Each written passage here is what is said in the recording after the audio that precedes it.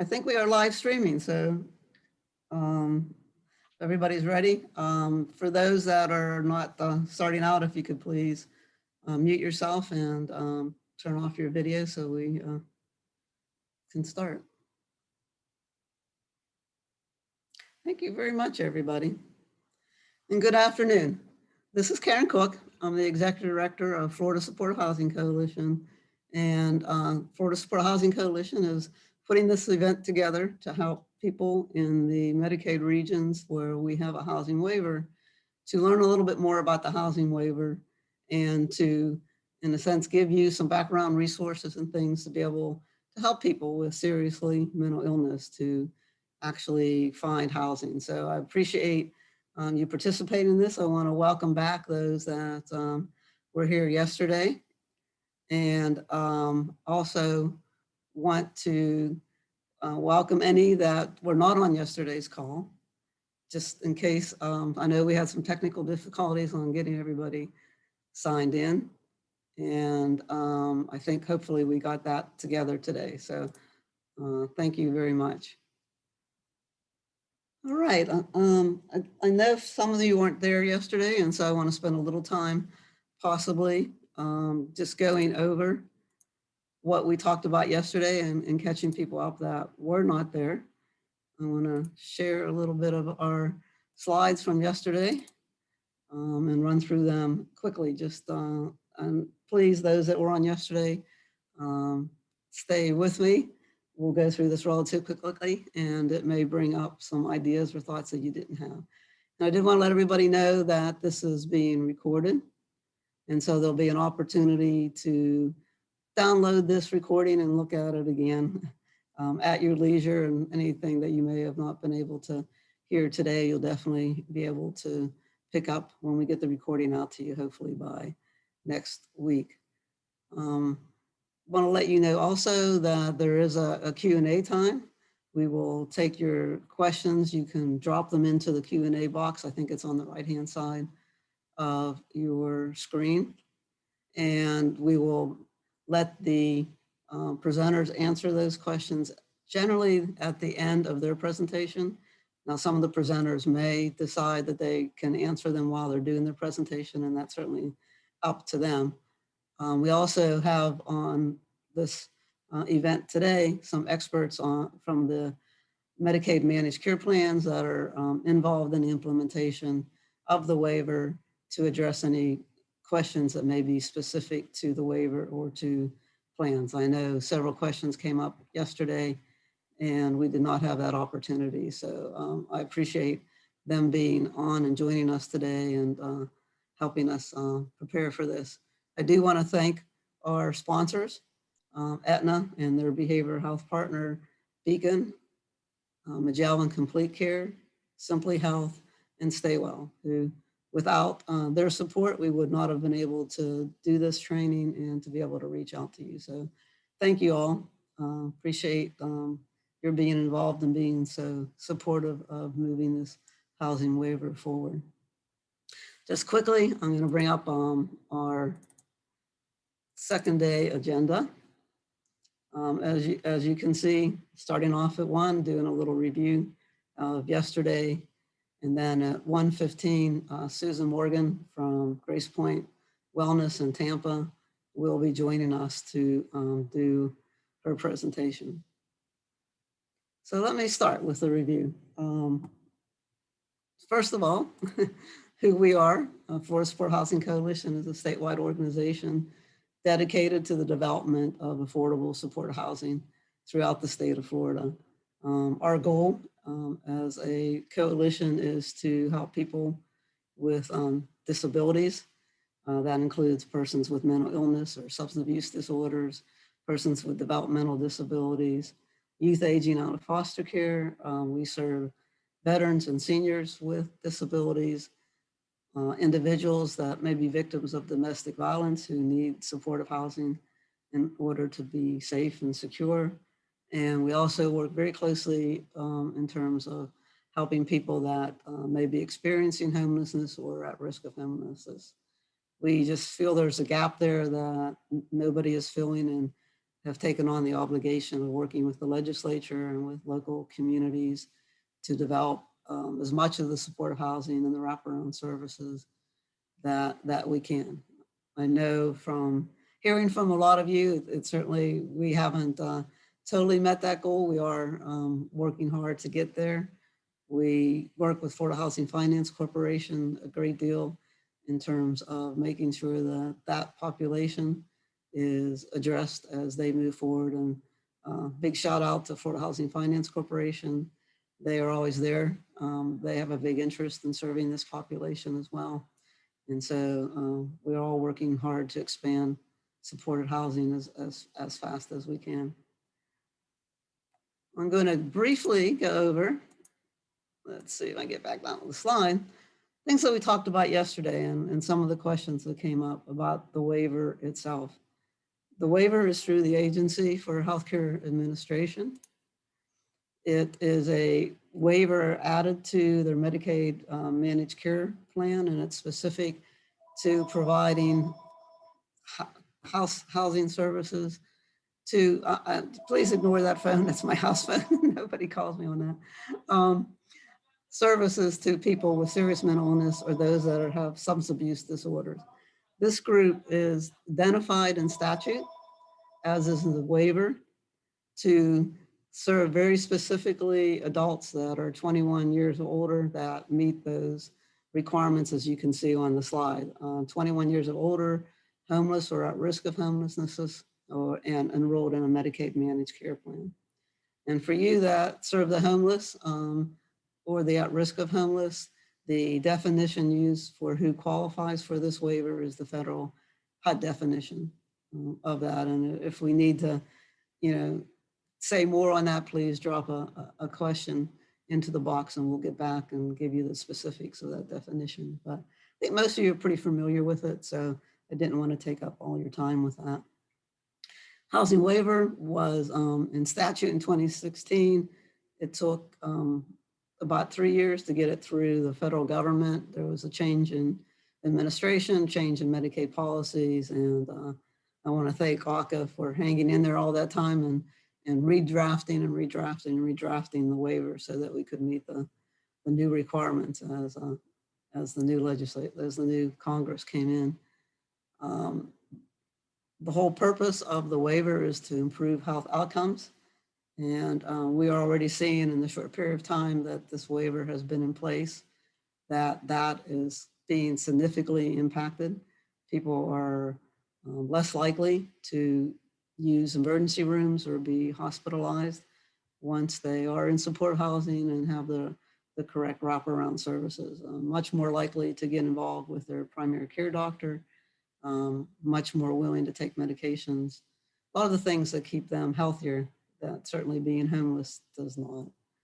It's also certainly the main achievement is to help people acquire stable tenancy in supportive housing. Supportive housing is different, let's say, than rapid rehousing or transitional services, because supportive housing, it comes with tenant agreements. The individual that's in that apartment signs a tenant agreement. Both sides have to abide by that. That'd be no different than whether you or I rent an apartment. Those are their rights and the landlord's responsibilities, and they're spelled out in the tenancy agreement, and in a sense gives them some legal rights in terms of not being evicted as long as they're meeting their tenancy obligations. But that is a big separation. I think when people ask me how is supportive housing different, that's one of the biggest things that I think separates us from residential treatment, as I said, rapid rehousing and transitional services, and also in a sense assisted living facilities, because generally they do not have a tenancy agreement. The waiver is able to serve up to 4,000 Medicaid recipients a year. Part of the limitation is because the legislature only allocated $10 million to this particular project. At this point, we haven't met that capacity. Certainly, if over the pilot period that it looks like we could exceed that, we will certainly go back to the legislature and try to get more allocated funding for this program. The waiver requires the program to be a pilot. That's why it's only implemented in 2 Medicaid regions at this point. The reason why that requires a pilot is because you're separating a population, specifically the seriously mentally ill and those with substance abuse disorders, and putting them into a different opportunity, different benefits. So that's the reason why right now it's a pilot. We're in, I guess, our second, almost third year of the waiver. The plans are required to provide information to the ACA office as to how it's going. There are evaluation standards that are part of this. Let me see, and pull them up. And here's the performance measures that the plans are being evaluated on, and not the plans, but actually the waiver itself, because what we have seen on the national level is very similar to what you see here as their performance measures. And the expectation is when you get somebody in supported housing, these things occur. People are less likely to use, as we said, emergency rooms. They're more likely to stay on their medications. You know, all these things that you see in front of us are typical improvements that supportive housing has brought to the table, not just here in Florida, but nationally. And so we worked with the ACA office to implement these particular performance measures so that we could show that Florida was right on track with the national research for supportive housing. And I'm going to go back to one slide. These are the 4 services that are included in the Housing Assistance Waiver Program. These are extra benefits that were not originally part of the behavioral health care traditional Medicaid treatment services. These are unique and purposely designed to help people prepare for housing and then to be able to maintain themselves in housing. And we'll go over them very quickly. Traditional housing services. These are services. This is not placement. These are services very specifically developed to help get people that maybe not have the skills to live independently yet, to develop those skills to move into permanent supportive housing. Tenancies, sustaining services are more the services designed to keep people once they are in supportive housing, including the wraparound, because as we know, individuals with serious mental illness and substance abuse do have tendencies to relapse. And so these are services to make sure that any of those relapses does not cause them to be evicted from their apartment. One of the things that we heard very clearly yesterday, and we'll probably hear more again today from Susan, is that you don't want to, you know, if you can, the best you can, you do not want a person to be evicted, because once an individual is evicted from an apartment, from housing, it's much harder to get them back in because now they have that kind of rap sheet going with them. So once you kind of committed to helping somebody in supportive housing, it's really important that you're also committed to trying to prevent anything from getting them evicted. And I know Susan will go over that even more when she does her presentation. Then we have mobile crisis management services. Again, these are the, you know, immediate services, again, to help prevent eviction. It's an assessment, you know, if somebody does need to be hospitalized, that's okay. You know, you can set that up and do that. That shouldn't cause an eviction if it's done appropriately. You know, certainly talk with the landlord, those kinds of things of what's happening, that the person will be treated and, you know, be able to return to their apartment as soon as things are taken care of. And then one of the big ones that we really are working hard to get more peer support involved with this. Peer specialists have a way to, I think, relate to people that have seriously mental illnesses. They may have experienced similar types of situations. They may have been homeless on their own. They may have, you know, gone through, be in recovery in terms of their own mental illness or substance abuse issues. but we have found that in terms of keeping somebody housed, this is a very cost-effective way in terms of using peer support specialists. And you'll hear a little bit more about that today. We have several speakers talking about that who are peer specialists or people or from organizations that have really developed a good peer specialist response organization in terms of addressing keeping their clients within the supportive housing continuum that they operate. And then there's a one-time incidental expense that the plans are allowed to use for, say, an immediate rental. If somebody is not able to meet their first rent or things are going along okay, and then all of a sudden something happens and they can't pay for that month's rent, the plans are allowed to provide that one-time expense. They can help with utilities, some other immediate move-in kinds of things. But it is a one-time incidental expense. It's up to, I think ACA has allowed it to be up to $1,000, but the plans have discretion as to how much they want to put into that incidental category. Reason for that is that the feds do not permit Medicaid treatment dollars, in a sense, to be used for rental assistance. So the waiver had to specifically get authorization from the federal government to be able to do a one-time rental assistance. That's mainly the biggest issue is they can't use it for rent. And so this waiver, in a sense, allows us to do that.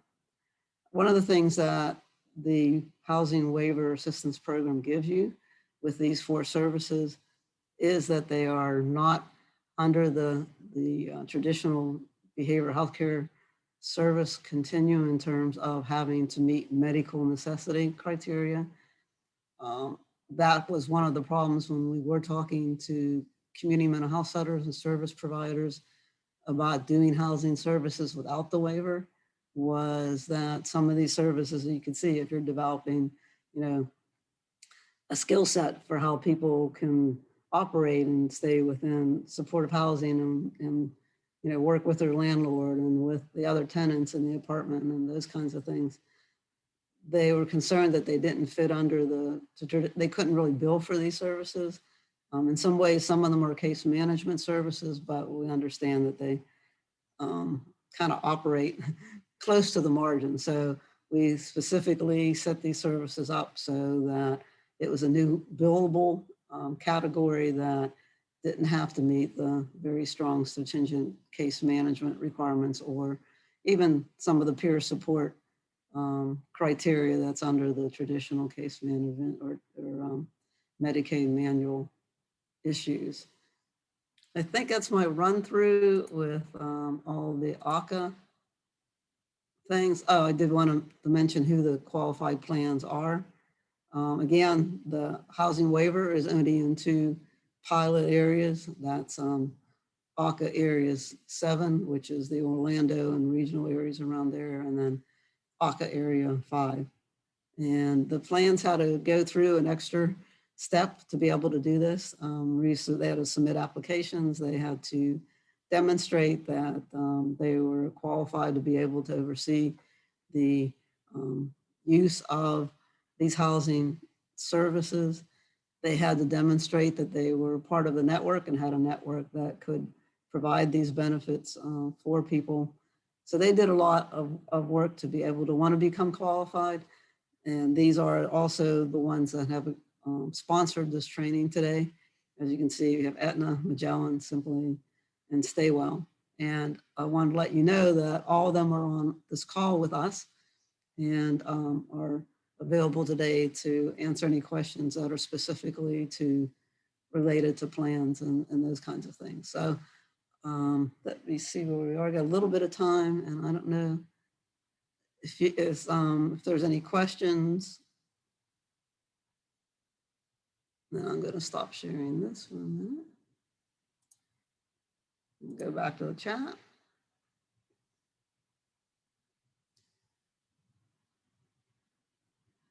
Any questions, Kathy?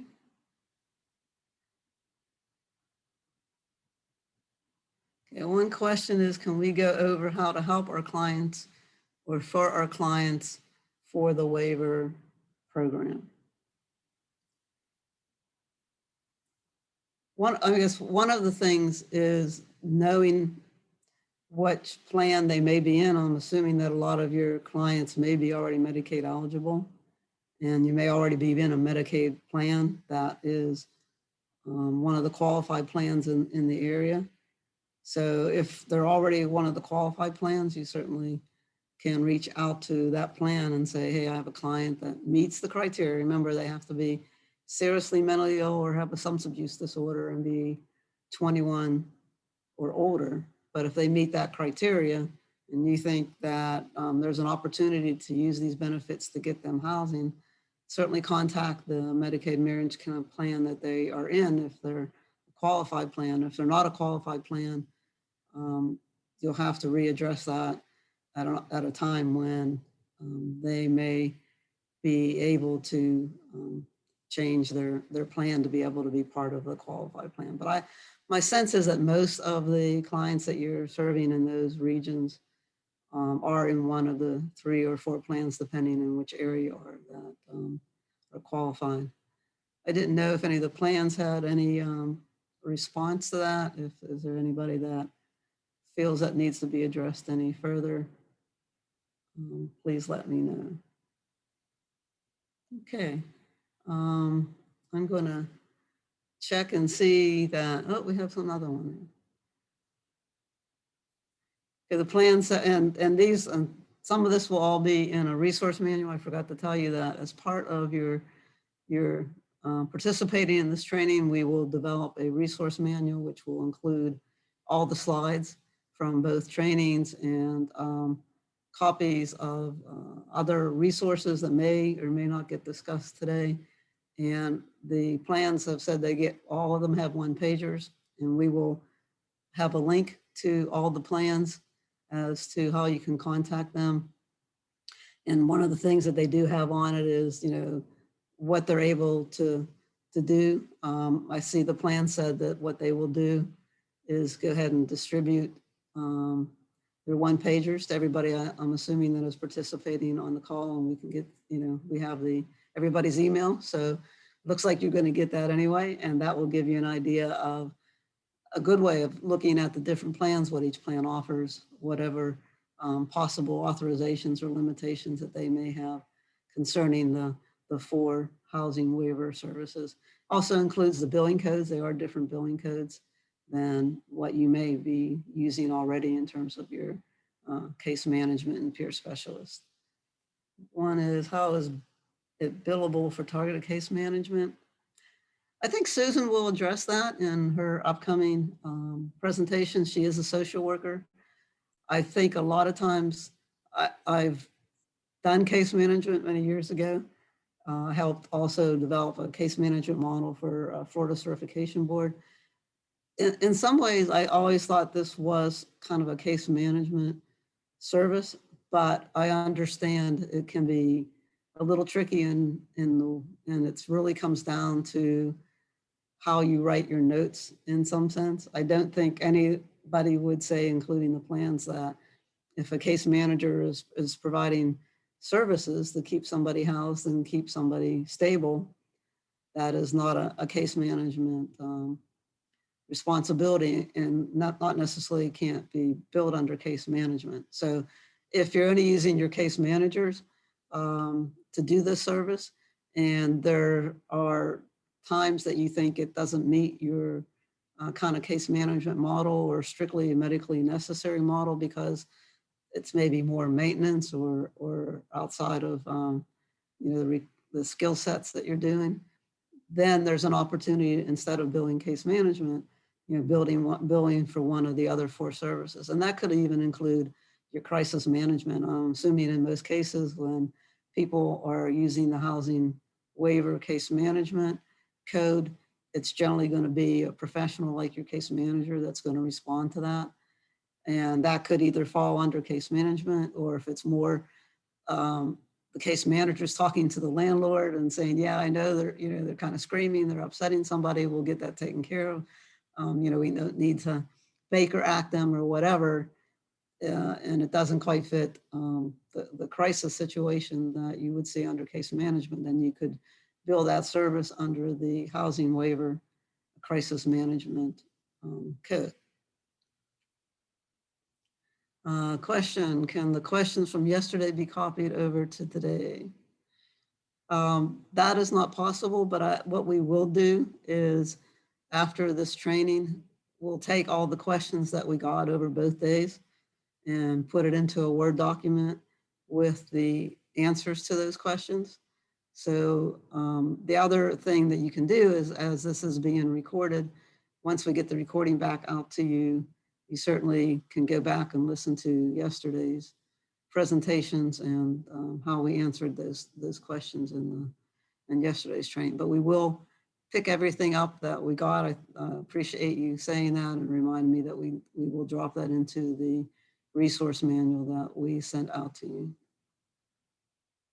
Is there a clearinghouse we can subscribe to determine that a client has Medicaid, and if they never applied for Medicaid, how would we direct them? Do any of the providers offer this service?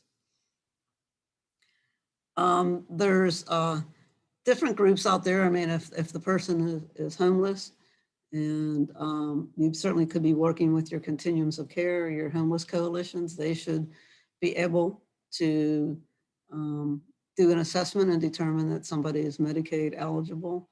Most community mental health centers, if people are seeking treatment for services, the case manager or whoever their intake specialist there would be doing that, would do an assessment to see if they are Medicaid eligible, work through the process that they do become eligible, sign up for a plan, get all that submitted.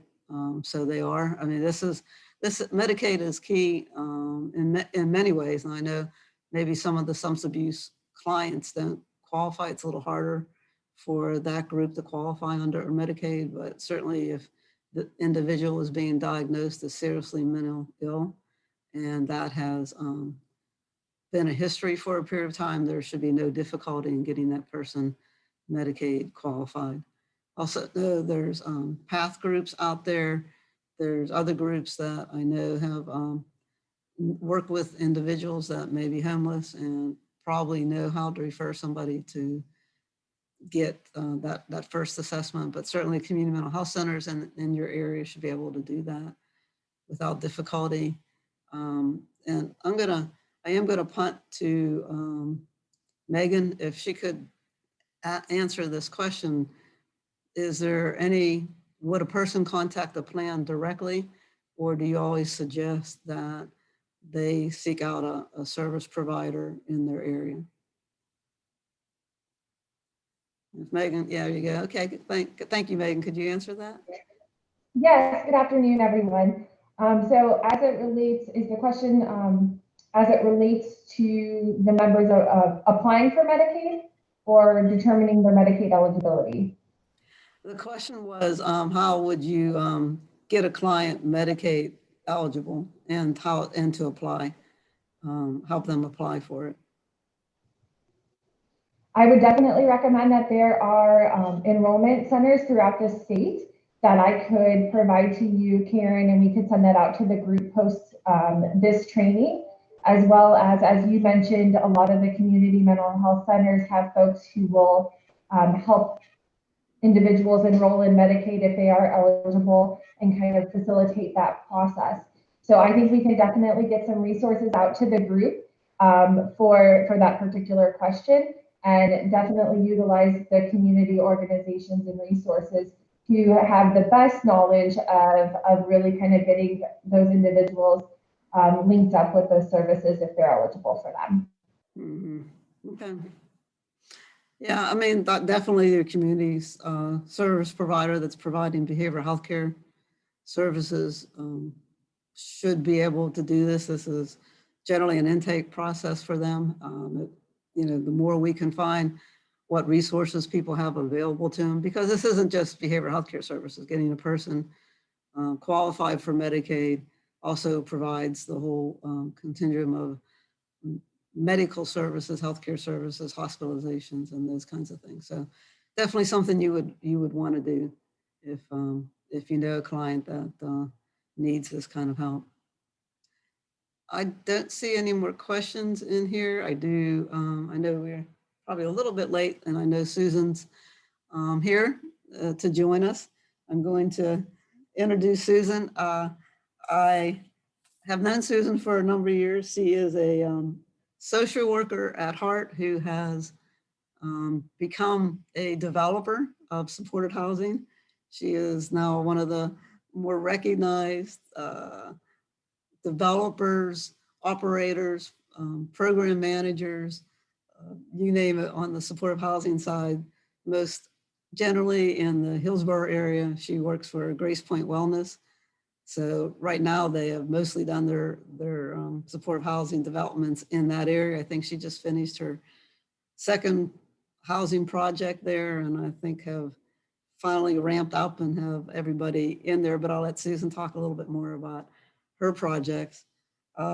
She has very creative in terms of how to put this all together. I know one of the programs that we went through is a combination of both elderly individuals and persons with severe mental illness. And they have figured out a very good way of them operating together and helping each other. And it's, I know, unique, but it is working very, very well. And I think on both sides, for the persons that are mentally ill and for the elderly as well, who enjoy, being part of their life and helping them along. And it's a gorgeous place. And I know if anybody at some point wants to get in touch with Susan, and we'll make sure everybody has everybody's contact information and needs to see what a supported housing program looks like, I'm sure we can arrange that for you. Susan is also very active as a link referral agency, and I know she'll explain what link means in her presentation. But this is an opportunity again to find supported housing that is available for individuals with seriously mental illness. These are all units that Florida Housing Finance Corporation operates very specifically for persons with disabilities or persons that are homeless. I don't know, Susan, what else I can say about you. You're an amazing person. And in the time, besides developing and operating programs, she also serves on our board of the Florida Supported Housing Coalition. So she's a pretty awesome lady. She's a social worker who probably needs to get a business degree, but we've talked about that. So I'm going to turn this over to Susan. And as I said, we'll put in your questions as she goes, and then we'll take them up at the very end.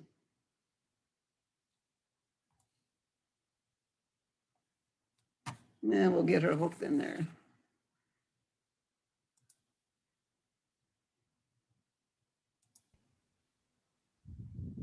Okay, Susan, you on? Yes. Okay. There we go. There we go. There we go. Got your video up. All righty. And I'll leave you alone for a while. Thank you. All right, we're going to get here. Oh, sorry. Okay, can everybody see my screen? I'm assuming that is a yes. That is a yes. Okay, good. Is it just the screen, or can you see my notes as well?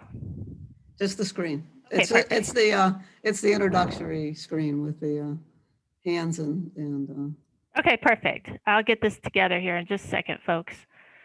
Okay, yes, Karen, thank you so much for that amazing introduction. It's probably well overstated, but I am very fortunate and love what I do. But let's get started because we have a lot to talk about. So as Karen mentioned, I am with Grace Point, and we are a healthcare organization. We have behavioral health, healthcare. We have approximately 700 employees, about 35 programs, and inpatient, outpatient, residential, and you name it, homeless programs, social rehab, which is like a day treatment program. And we also have been doing supportive housing for probably about 25 years. Currently, we have around 400 units, apartment units across Tampa Bay, primarily in Hillsborough County. But as Karen mentioned, we're also part of the LINK program, which is we are involved in about 4 or 5 counties providing that service. So let's get started. I left our website there. So if anybody's interested in learning more, you're more than welcome to Google us and check us out. Okay, first of all, I just want to let you know you got this. Now, Karen doesn't know I'm doing this, but I would like to encourage you, if you are looking for support and you don't want to feel alone, please join us at the Florida Supportive Housing Coalition. It is a statewide network of experts in this area, and it is an amazing organization with people that are passionate about the very things you are here today to learn more about. So Karen has shared information about how you can get involved with us. So a couple of things that I'm going to share about today is case management, resources that case managers should consider, such as locating housing, which is not a no-brainer. That's what you're here for, right? You're trying to find more of that. Utilizing LINK and working with property managers, owners, and developers. And then finally, we're going to talk about partnering with public housing authorities. And if you have questions along the way, please feel free to share those. So we're going to talk about what is case management. Case management is critical and essential to housing. It really combines the affordable housing with housing-based case management to help people face their most challenging, complex challenges in order to help them be stable and to have autonomy and to live with dignity. That's really ultimately what we want. And if you don't mind, I'm just going to disconnect this. Can you hear me? Yes. Karen? Karen, can everyone hear me? Yeah, they can hear you, Susan. Okay, perfect. So we're going to talk about the functions that comprise case management, and you see the list here. So let's start about assessment. We want to have a really good assessment. And what does that comprise of? All right, you want to learn a little bit about the person, what goes into that. You want to think about planning, and it's not planning just for today. You have to plan for the long term. And then what about the linkage? Linking them with resources, not just that will help them get into the housing, maintain the housing, but really case management is time limited oftentimes. So what's going to happen after you're gone? So finding those linkages to help them be able to continue to live independently, hopefully. And then you're going to monitor them while they're in the home, and then ultimately advocacy. And advocacy is a huge, huge part throughout the whole continuum of case management and working with folks that have severe and persistent mental illness as well as a substance use disorder. And case management is dedicated to making services fit the clients rather than taking clients to fit into the services. And case management is being a problem solver, thinking outside the box, especially with the population that you're really working on and trying to find into that housing. And you will hear me say this multiple times, but the key is really forming good, positive relationships within the community and a myriad of organizations, churches, business people, apartment owners, developers, property managers, other housing specialists, other folks that are in the insurance business, because it's those relationships that will help you navigate through this process. So resources case managers should consider. Do you feel like you just don't know which direction to go? Because oftentimes the clients that we're trying to serve have so many needs. Well, don't worry. We're in this together, and we're going to help you find some ways to help navigate and hopefully give you some tools to better help your clients. First and foremost, you have to conduct a really good housing assessment. But we need to look at what is realistic. Sometimes the clients we serve, their goals are not realistic. For example, you might have somebody that is chronically homeless and they want to live in their own apartment, but most likely they may need an assisted living facility. Maybe they are unstable, and we do believe in housing choice, and we want to help them be able to identify and partner with us on that. But we also, as much as possible, want to try and help them, guide them into a route that is going to be most successful for them. So for example, maybe setting some goals, and they may temporarily need to go into an assisted living to kind of stabilize as you're working on that housing goal, to identify that housing. Sometimes that's not possible and they just want to shoot for that independence, and you know what, we'll work with them and try to empower them as much as possible. You want to look at what is their budget. Maybe they don't have any income. Maybe you have to work with filing for Social Security disability, and sometimes that takes a little bit of time. Sometimes folks are working under the table, so it's hard to document that income. But you have to start working the budget, obviously, right away, because you have to have finances, not just to pay the rent, deposits, but you really have to think about how will they pay for their utilities? How will they get food? It sounds simplistic, but a lot of people that are on food stamps, especially once they get into housing, they get less than $20 a month. You can get more, but sometimes it is less. And then also, what about cleaning supplies? Because that's important to maintain that apartment unit, so they're not getting 3 days, 7 days, 10-day notices, and then ultimately they're asked to leave or looking at an eviction for not maintaining that apartment. I know it's a lot already, right? I feel like I want to go back to the screen with all the arrows. But we want to look at getting them paper ready. So we're going to do that housing assessment. We're going to start looking at, okay, what are their goals? What's realistic? What's their budget? And then we need to get them paper ready. And part of that is, do they have an ID? If they don't have an ID, you're going to have to find a birth certificate, Social Security card in order to go down to the DMV to even get them that ID. I know here at Grace Point, we have forged a relationship with our local driver's license offices, in that we have a form that we can submit basically stating that they're under our case management, and that gives us 3 months. So they'll issue them that Florida ID card, and we have 3 months to supply those documents to them. Otherwise, then that ID is no longer valid. But at least it gives us that time that sometimes we can help get them into housing rather than waiting 3 months. As you guys know, working with some of these folks, sometimes they're from Puerto Rico, they're from Cuba, maybe they've lost their immigration card. So sometimes there's a lot of steps just to be able to get that ID, let alone birth certificates and other things. Verification and current and previous address. On a lot of applications for apartments, they want to know that previous address. So those are just things that you want to start gathering and have in place. So if you get that phone call that there is an available apartment for your client, you're not just scrambling, you already have that in place. If they are working on getting pay stubs. That sounds also like an easy thing, but sometimes if they're working for a private individual, maybe they're not used to giving pay stubs, they just do direct deposit, they pay directly, but sometimes you can make those phone calls and get those things worked out, but it takes a little bit more time.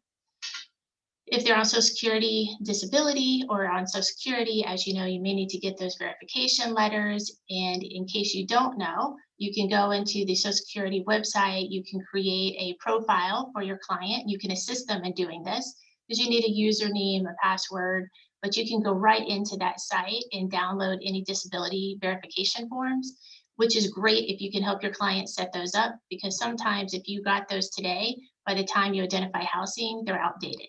They usually have to be within the past 90 days. And then we've already spoken about driver's license or ID. So when you start to make your list, you just feel like you have list after list after list. But what you want to do is, in this previous one, this picture here, where it has all these to-dos and you're getting overwhelmed, you don't want to work harder than your clients, and you want to empower them along the way. Many of them, maybe their self-esteem is not very good. Maybe they don't believe they'll ever get into housing. Maybe they're intimidated by that. Maybe they just feel the system has let them down. So along the way, you really want to build their sense of self.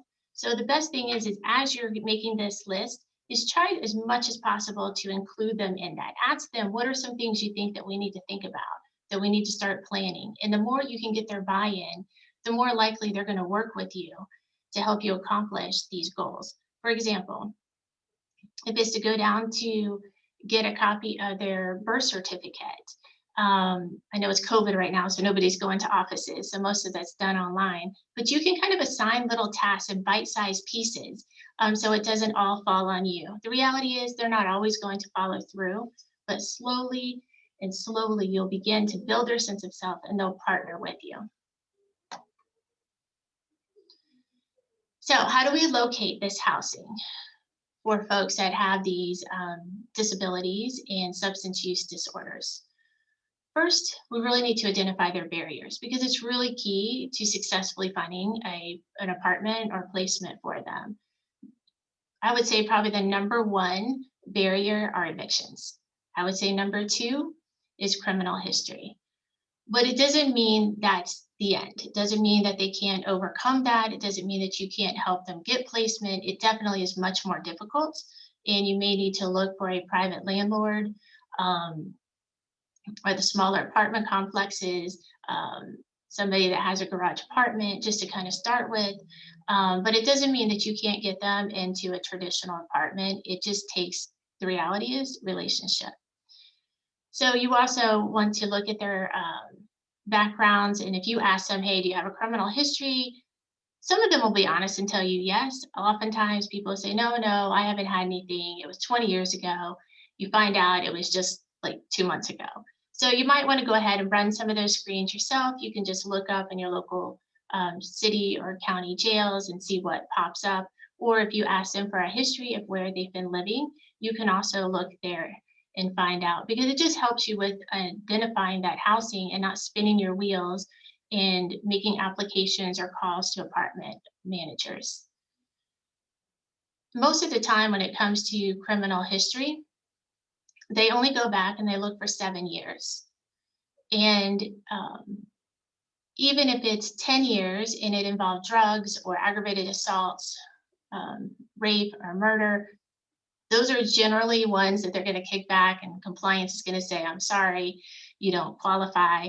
And we take the approach that we want to screen as many people in, then screen them out. So sometimes we have to help educate the property managers and the property owners that we work with.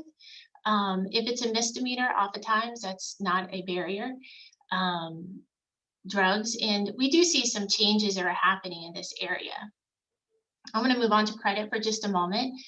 Most apartment complexes, if they have an outstanding utility bill, that will also be a barrier and they will not be approved. So it's one of those things that you might just want to start exploring, because if you need to start looking for resources or this lovely new Medicaid waiver program, is to get those things kind of situated and sorted out so that they do reflect a zero balance. Because sometimes, and when we talk about the link units, sometimes when you have access to housing, it's time limited. So you may only have a few days or a week or 14 days in order to make that referral or to make that application. Otherwise, it's no longer eligible. So let's say somebody does have a criminal history, and if you can tie it to circumstances in their life or tie it to their disability, I strongly encourage you to go ahead and have them in their own writing, in their own words. You can guide them, prompt them, coach them, but have them write that out. And when you go meet with the property manager or submit that application, if you will attach that and staple it, it goes a long ways. Rather than waiting for them to come back and tell you, it's like you're starting off that relationship in a manner in which you're saying, hey, we're going to be honest and forthright. This is my client, or this is Johnny who I'm trying to help get into an apartment. This is his history.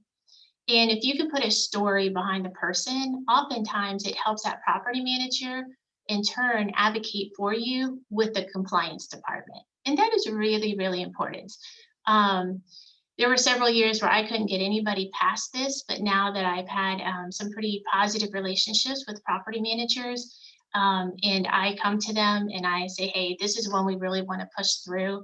This is somebody that was taken advantage of. I apologize for that. What they'll do is they'll still get a denial letter, but then you can appeal it. And then during that appeal, it has to be the individual. You can speak on their behalf, but the individual needs to talk about what was going on in their life, what has changed in their life, how are they doing now, how are they stable?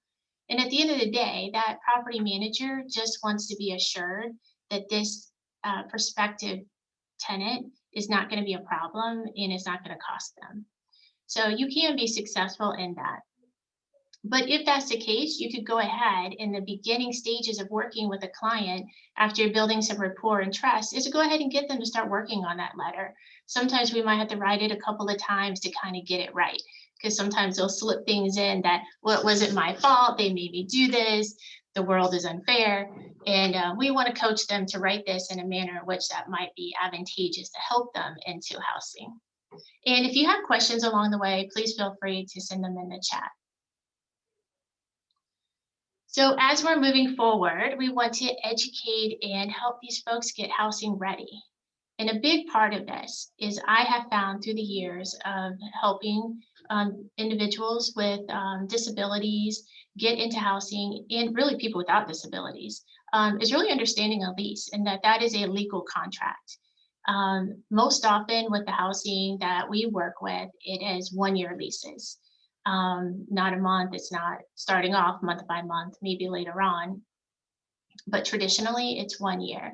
And helping people understand that. So as circumstances, life happens, they can't just leave because they get upset because they don't like their neighbor, the property manager doesn't like them and is picking on them, so they didn't want trouble and they left.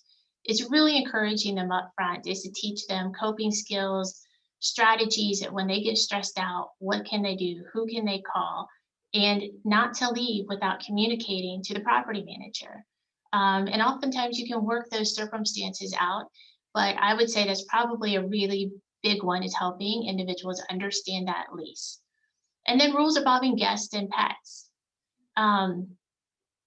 That might seem simplistic to many of us, but if you think about this person that was homeless and now they're in an apartment, where's their social network? Their social network was maybe back at the library, it was at the park. So they don't know the people in their apartment complex. Oftentimes they don't feel that they have the self-esteem to be able to be friends with them. So they tend to go back to their own networks. And within those networks, somebody says, hey, where are you at, Johnny? Oh, I'm over here in these apartments. Oh, it's cold, it's gonna be raining tonight. Can I come stay with you? And then before you know it, that person is moved in. They don't necessarily want to move out. Or the property man, they've extended their stay more than a couple of days. So you want to make sure they understand. And then also pets. If somebody has a pet, do they have the capacity to care for that pet? Does that pet have it? All their shots are up to date. Sometimes there's pet deposits. Does this property allow pets? It's a real, everybody feels differently about this, but to me, it's a little bit of a slippery slope when a property doesn't allow pets and it's not a service animal, and then you're trying to get that animal certified so this person can have their pet. I'm all about pets, but we want to make sure that they're able to care for themselves and care for their pet in a manner in which that any of us would want to care for our pets. Meaning they would have the finances to be able to maintain their shots, or if that their pet got sick, or that they're able to provide adequate and proper food for their cat or dog or whatever pet they have. And then we really want to encourage and empower our clients to be able to ask questions. So if they don't understand something, we want them to ask. Oftentimes they're like, well, I don't want to ask because I don't want to feel stupid, or we want them to ask those questions, or even after they move in. I encourage all the people that I work with and our case managers to say, please ask us. We would rather you ask us than to end up getting in trouble or to have problems with your housing stability.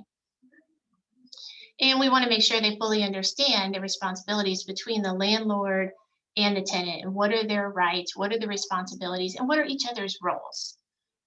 Sometimes individuals have problems with authority and they see that property manager in that light. So sometimes conflicts start really not because there's conflicts, it's just because there's a misunderstanding from our clients as to what the property manager's roles are. So if that property manager comes in and maybe the apartment is in disarray and they're doing pest control, they leave a note, our clients might think that they're picking on them, they don't like them, they don't want them to be there. So there's hostility or words that are expressed. So we just want to make sure that our clients, when they first start moving in, that they really understand what their roles are. So what is LINK? LINK is, I think, an amazing program through Florida Housing Finance Corp. It is for-profit developers that are awarded tax credit developments. They have to put a certain percentage of units aside for either special needs categories and or disabling conditions. So on the slide, as you can see, the categories are homeless, survivor of domestic violence, person with a disability, aging out of foster care, and then disabling conditions, which fits most of our clients that we're working with and speaking about today. And that's a diagnosable substance abuse disorder, serious mental illness, developmental disability, chronic physical illness, or the co-occurrence of one or more of those. And it's expected that it's going to be of long duration. And it's not, but here's the key, it's expected not to impair their ability to be able to live independently and to maintain that apartment. So that's really an important one, because oftentimes these properties have they usually have some rules and expectations. So we want to set our clients up for success. So these pictures that are shown here are a couple of examples of some of our link properties, and often they have amenities that are really nice. They have libraries, computer labs, pools, gyms, energy efficient appliances. So they're really nice properties if you're able to make a referral in order to get your clients into these type of properties. The challenges are simply not enough. We already know that, right? But it's a game changer for some of our folks that are really working maybe a case plan, and with support, they can be successful. Sometimes the rents I've had as low as $250 for a 1-bedroom, and I've had as high as probably around $450 for a 1-bedroom. It just depends on its location and obviously the size of the apartment. But we will have them in 1s, 2s, and 3s, depending on the person's number of people in their household and their income. So how do you get involved in link units? So I have broken this down by Pinellas County and Orange County. So I am the contact, as well as Vicki in Pinellas and Pasco. So I have an email list that I maintain for all the properties that I work with. So if you are interested in being a part of that, you are more than welcome to email me. And what I'll do is I'll put you on this listserv. And basically, as we have units come available, then I just send out an email blast.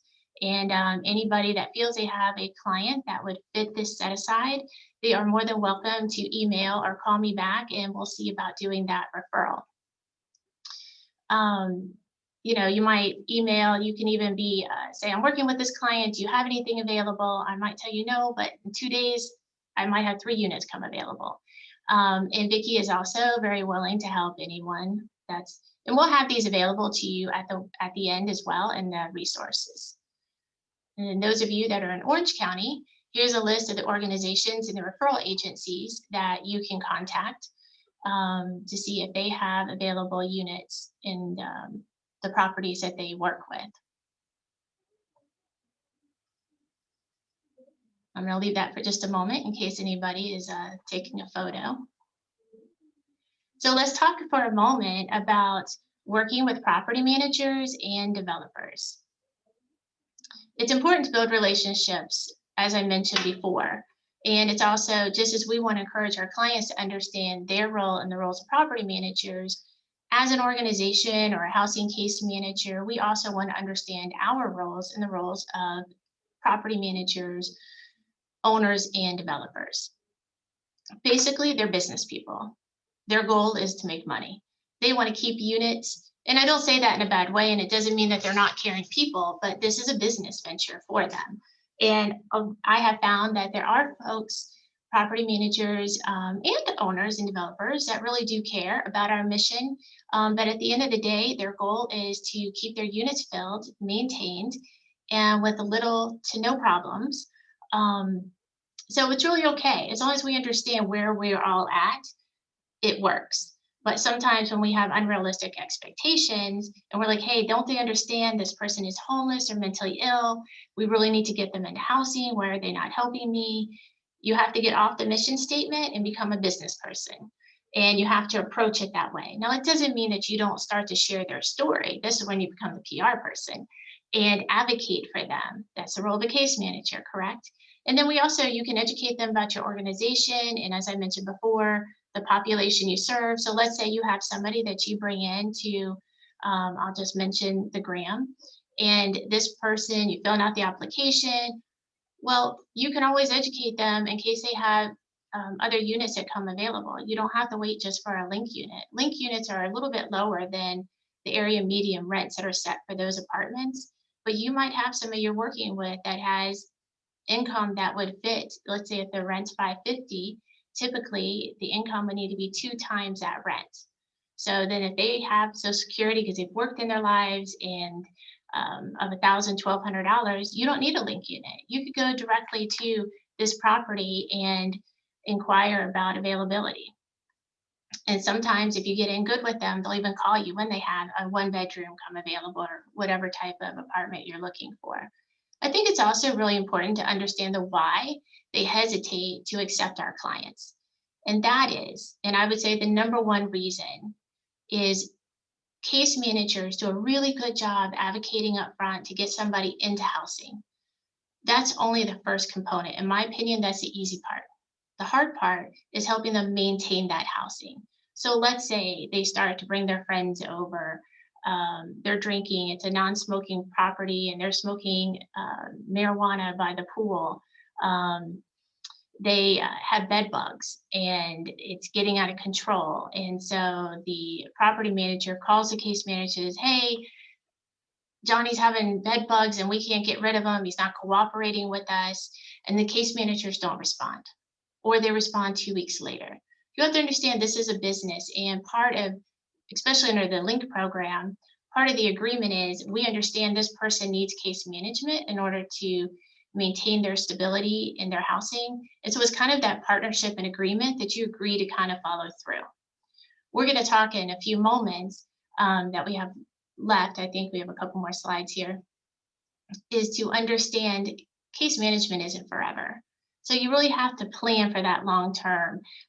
So that's the reality. We know we're not going to be involved with our clients sometimes for 2 to 3 years. So we need to start building their networks now. So then when we do exit, they do have the resources in the social network in order to be successful.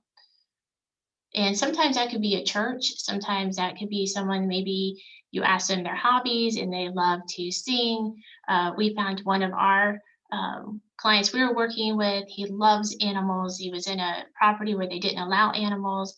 So it just so happened down the street, there was a place where they do help with the pets and the grooming and all of this. It was a little small pet store. We went and talked to the owner and we were able to forge a relationship. And first he started off just volunteering a couple days a week, but they really built a relationship that was beautiful, and he ended up hiring him on a part-time basis.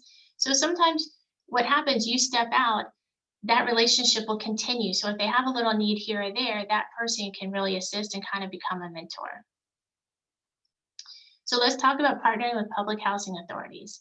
Again, it's all about relationship. And you want to understand what their roles are and what your roles are. Share the mission, find some mutual value between the two.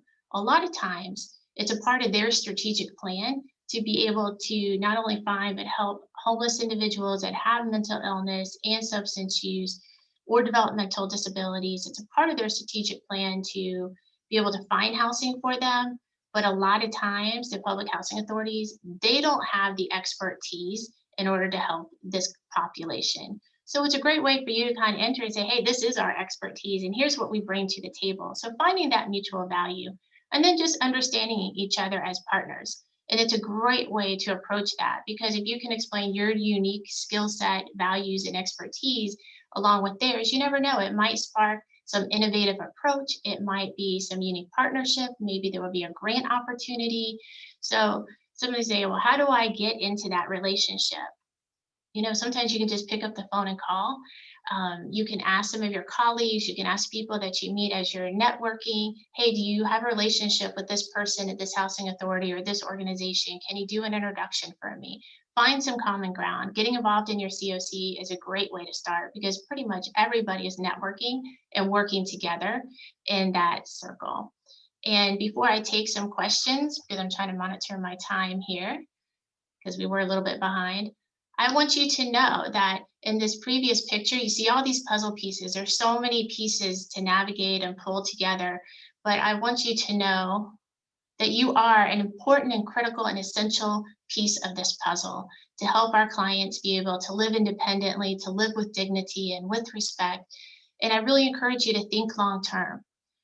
It's one of those jobs that we want to plan our exit the moment that we start working with a client.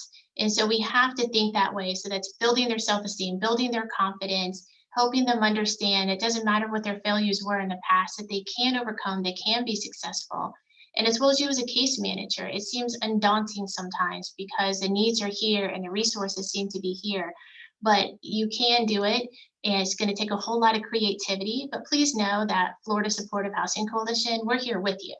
And we want to partner with you. We want to equip you, empower you in whichever way that we can. So I'm going to stop there and see if there's any questions.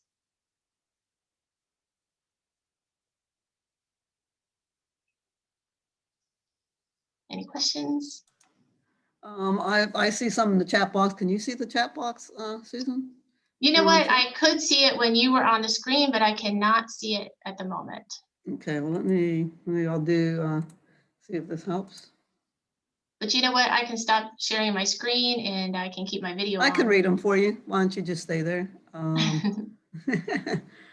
Can we go over how to help our clients or refer our clients to the waiver program? I think we answered that one. Let me go down to the new ones. Here we go. Here we go. Many SMI, SUD single adults without dependents who are homeless are ineligible for Medicaid alone, but would qualify for SSI and therefore Medicaid. But SSI approval is years long. How can we help these people get SSI faster, therefore be able to access the housing waiver program? I think that's an excellent question. And in most communities, there are attorneys that this is what they do. They help people with disabilities get Social Security. And you can make that application. A lot of COCs have positions that will assist with that as well, and county governments. But sometimes I have found that we have a couple of attorneys that we work with directly, and they have relationships with the judges. Again, it all goes back to relationships. They know what to put in the application. The biggest barrier to helping those folks get Social Security is the lack of documentation.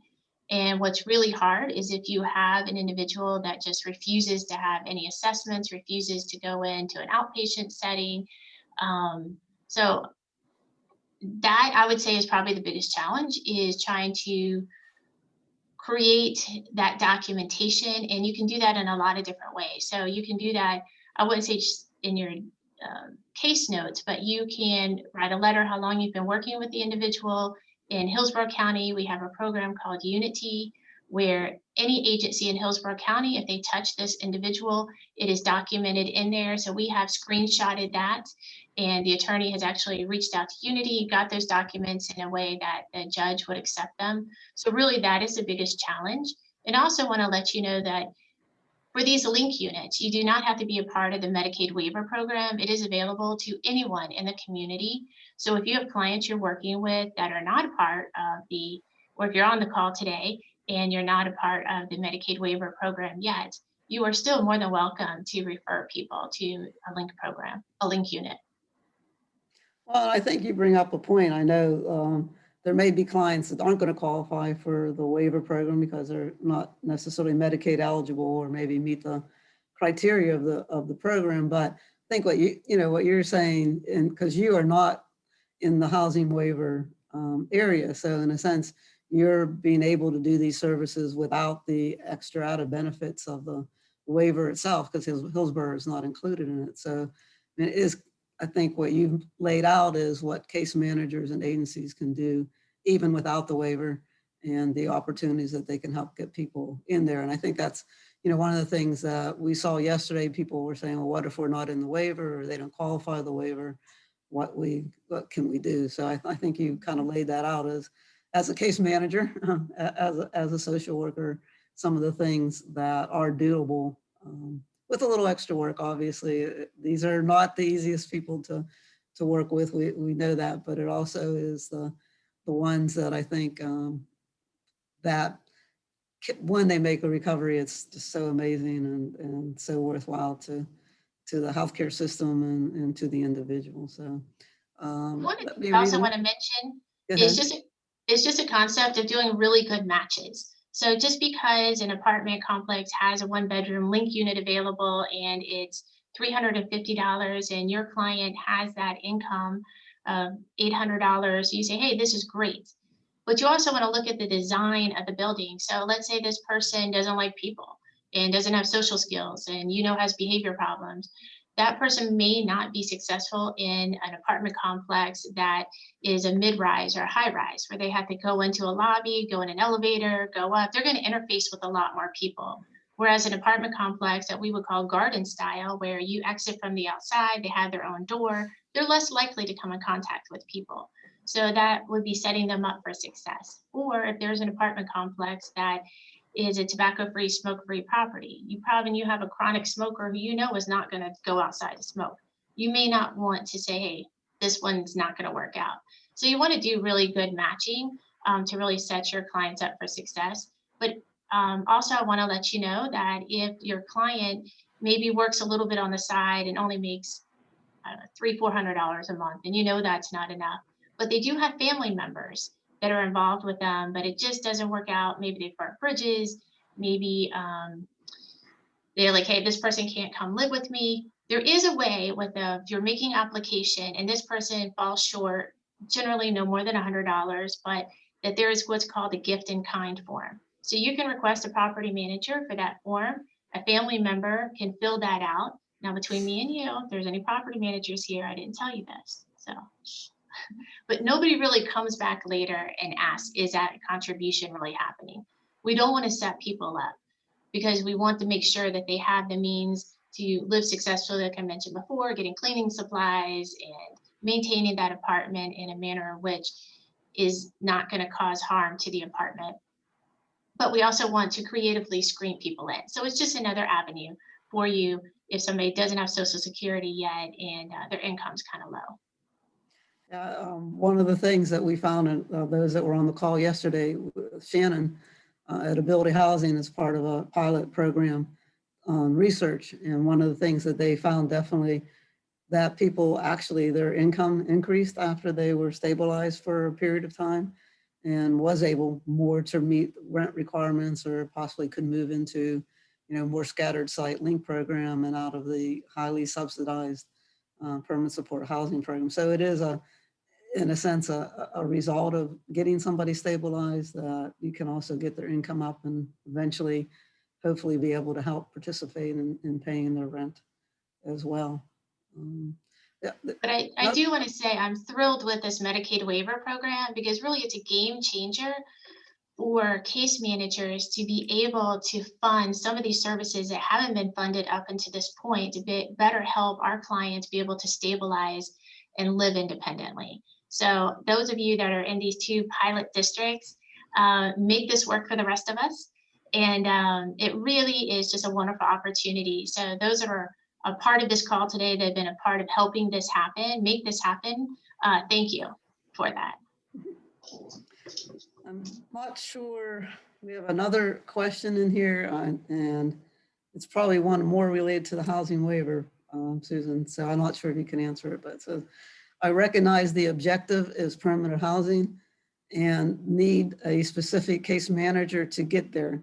What if we are part of a program that offers wraparound services for SMI and SUD that can bill Medicaid? Do we have to offer the full continuum of services?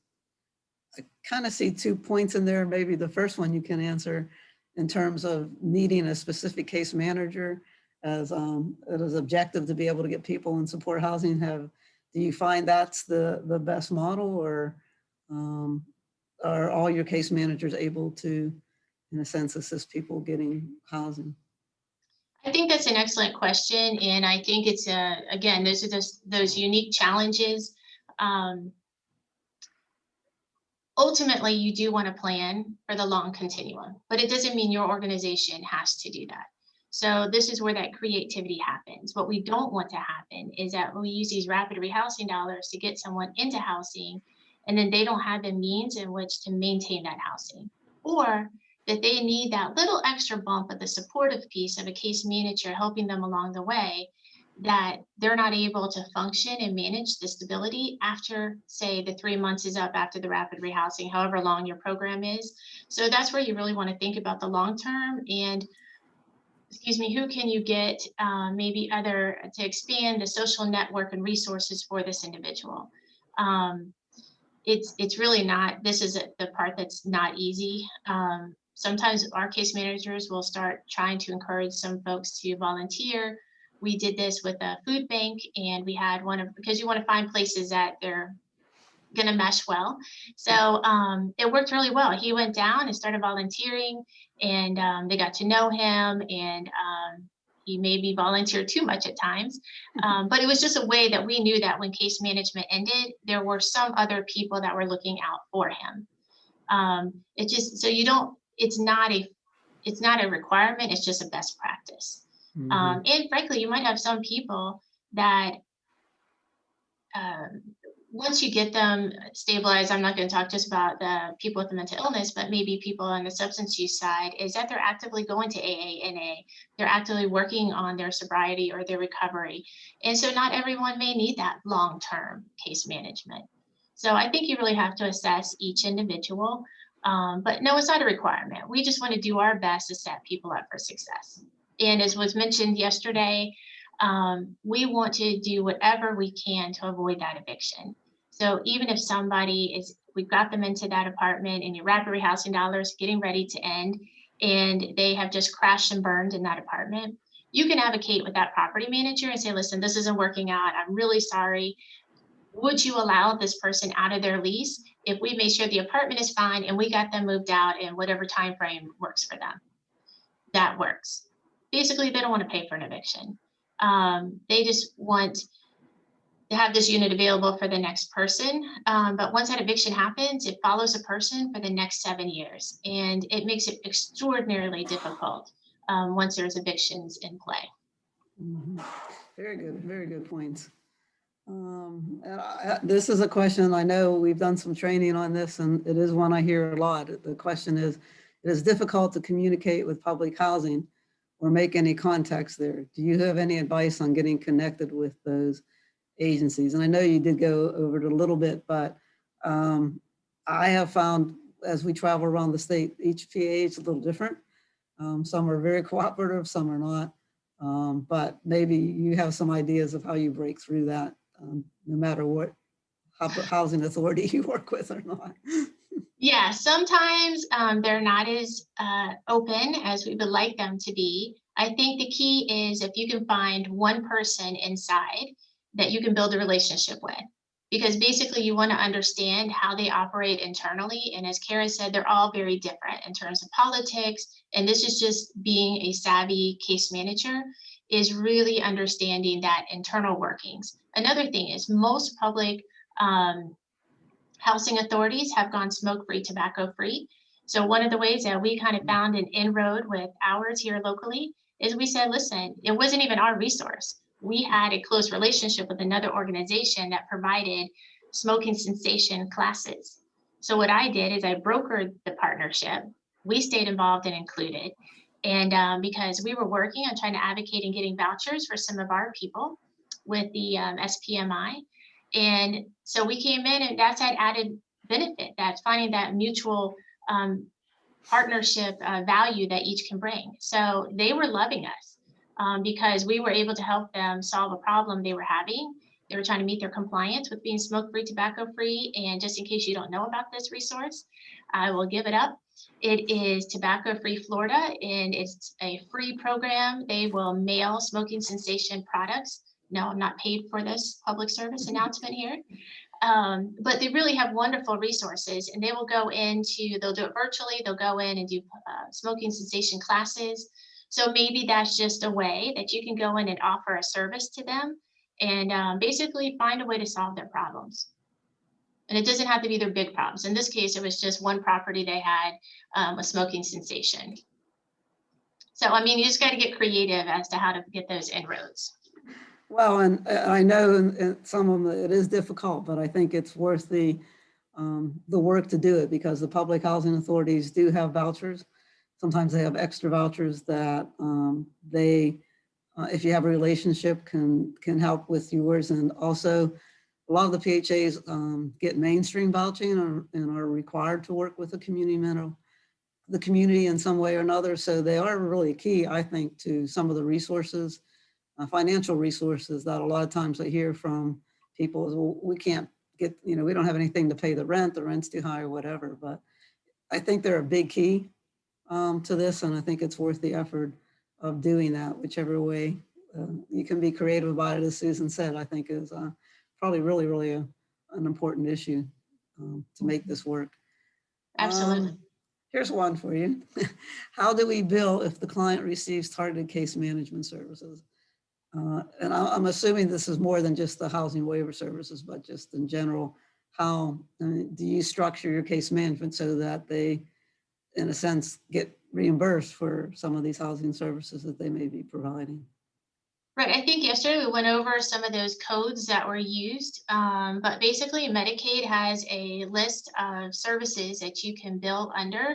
So we will, I'm assuming the person asking this question is a Medicaid provider, because you do have to be a Medicaid provider and have a licensed individual certify the services are needed, and part of the paperwork process and signing off. So it's kind of the way you write the note, right? Exactly. It's the way you write the note, and if someone has a particular questions more detailed, I'd be more than willing to speak with them offline to kind of help them. Yeah, I mean, we're not going around any regulations or whatever. I think that case management goal is to help people maintain, not always necessarily that they're going to grow from it, but certainly maintenance is part of behavioral health treatment services. And so you are helping people maintain their stability, their health, probably even more so than when they're homeless. So absolutely, targeted case management is a very billable service. So it's on the waiver side that the uniqueness comes in. Exactly. And case management, technically, you wouldn't bill for case management. You would bill under if you're in the housing waiver continuum, you would bill for those housing waiver services and not case management. So you're not billing twice. You're basically substituting a tenancy service or transition service for case management. Okay. How would we link a client on, say, Stay Well and screened as eligible for the waiver program to a private landlord with a fitting unit available? An agency would case manage the move, provide care, bill Stay Well. Okay, this is an answer in terms of the two. That the managed care plan would be working basically with a provider, and I'm trying to put it all together because it's a very confused answer. How would we link a client on, say, Stay Well and screened as eligible for the waiver program to a private landlord with a fitting unit available? An agency would case manage the move, provide care, bill Stay Well for services. And again, it's what about the rent? And we've talked about that, I think, over and over again a lot. That is kind of a stumbling block sometimes for these units, and it is resources. I'm going to throw in something, Susan, into your presentation here, that when I was putting the resource manual together, I was out looking to see what resources in these areas were available. And one of the things, stumbled on the PATH program that is operated through DCF. And I know some of the people that are on this call, Circles of Care, Aspire, Park Place, Directions for Living, are PATH providers. And one of the responsibilities of PATH is to help people find housing.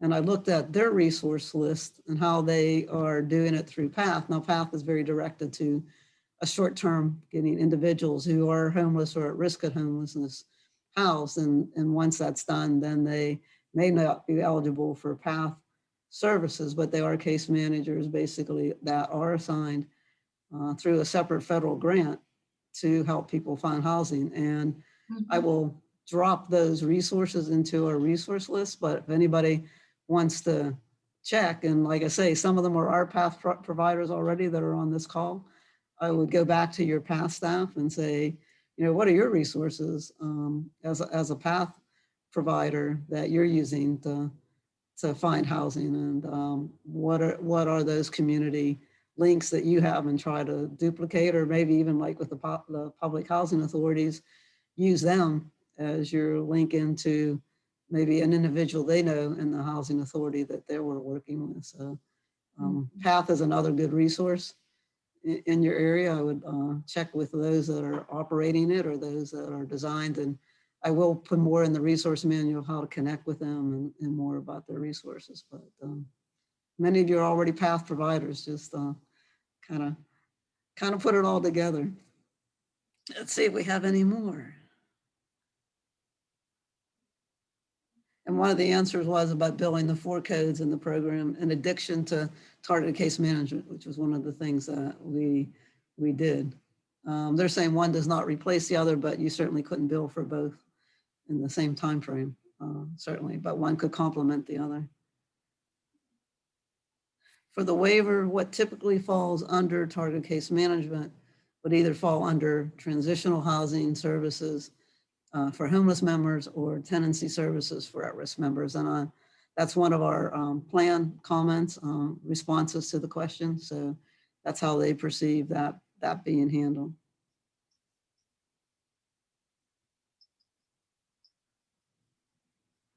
Let's see if there was any other.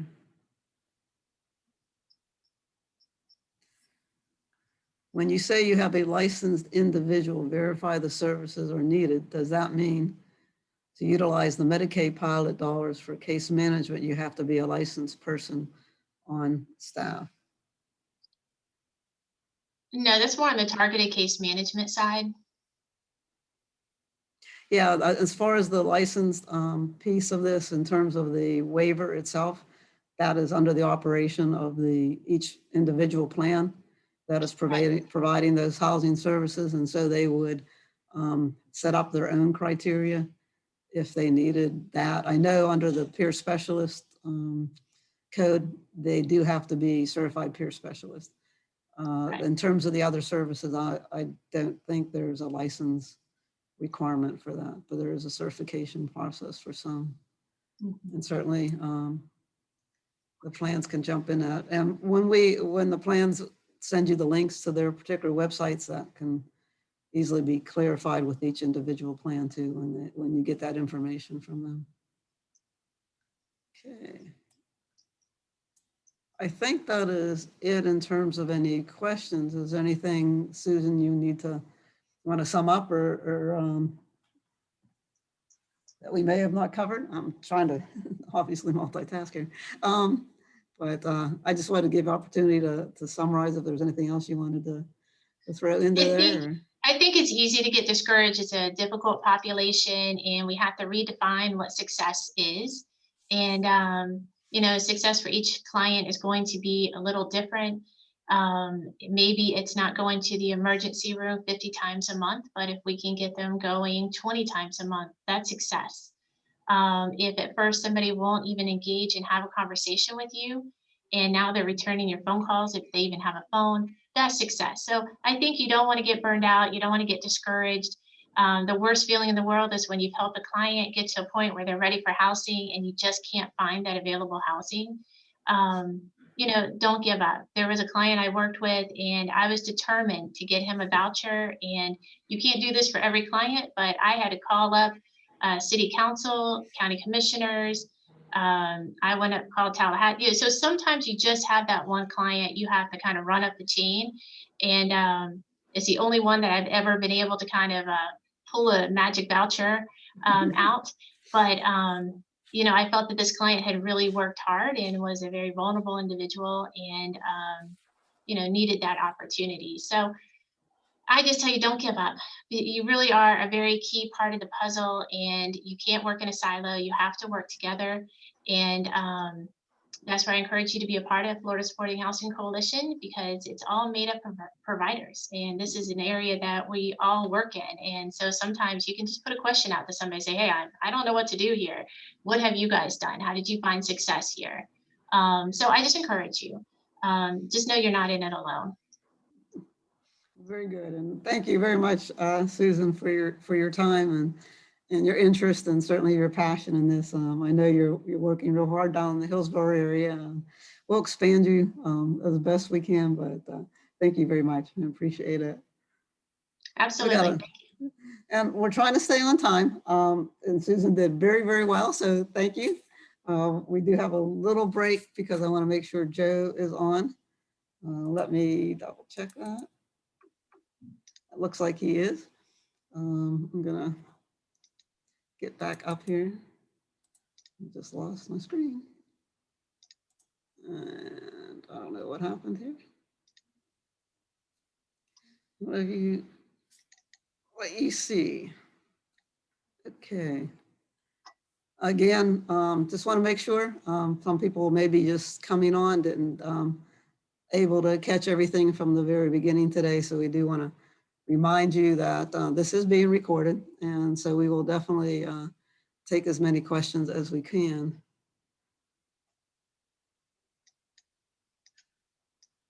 I'm just looking for any new questions here before we move on.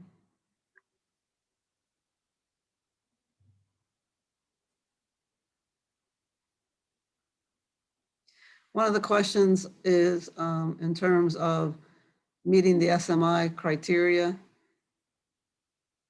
Does a licensed mental health provider have to diagnose their SUD?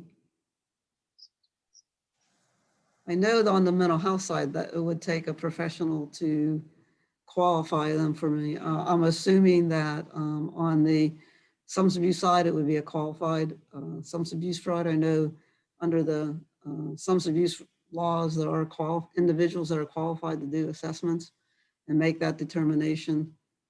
But also I understand that from one of the plans that they allow the client to self-report that they are SUD, and that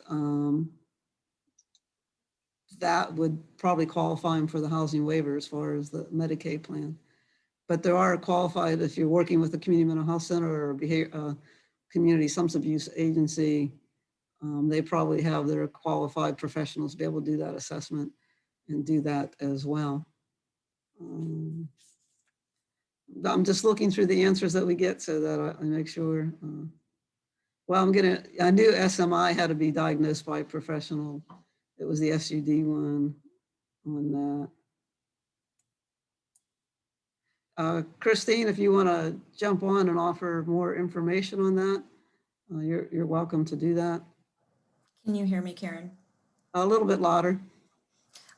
Give me just a second. Mm-hmm. How about now? Yeah, it's better. Okay. Yeah, no, I was just trying to contribute and say that for the Florida, the housing Medicaid waiver pilot that we are talking about today, yes, again, SMI has to be diagnosed by a professional, but the substance use disorder can be self-reported. Of course, we are happy to take if there is an official diagnosis for SUD, but it is not required to be eligible to meet that criteria for the program. That was it. Okay. Thank you. Appreciate that. Want to give anybody that is on the presenters inside our box here, if there were some other issues that came up during Susan's presentation that didn't get answered sufficiently, or you wanted to contribute to that, there certainly is a couple minutes now between this presentation and the peer support one, which is scheduled for 2:45. So if there's anything on there, Megan, Christine, or Carol, that you would like to add to it, let me know. If not, we'll take a short break. Okay.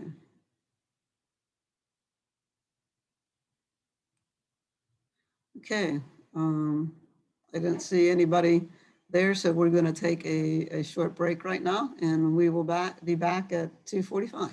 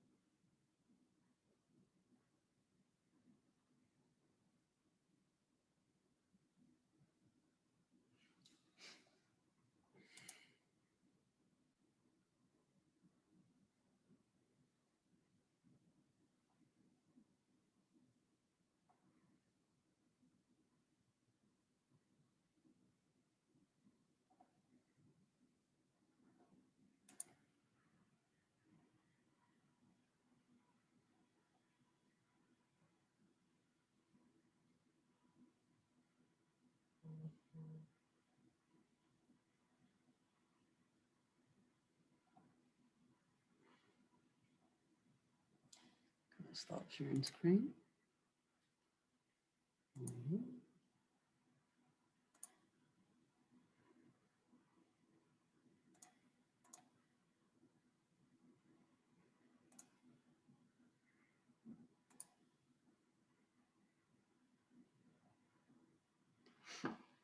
Hi, everybody. We're getting ready to start up again in a couple of minutes, and we'll make sure everybody's queued up for the next training piece, which is the start at 2:45.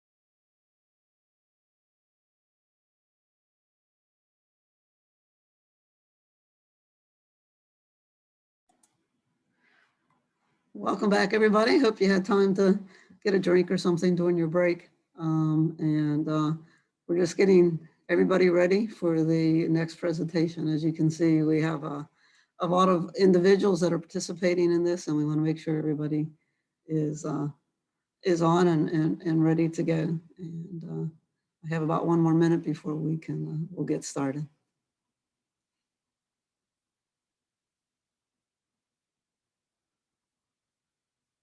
I'm going to go ahead and ask Joe to unmute himself and turn on his video so we can see him.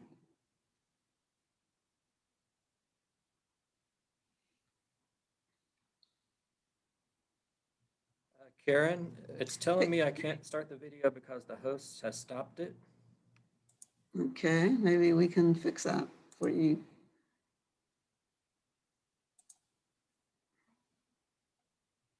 Hold on a minute, Joe.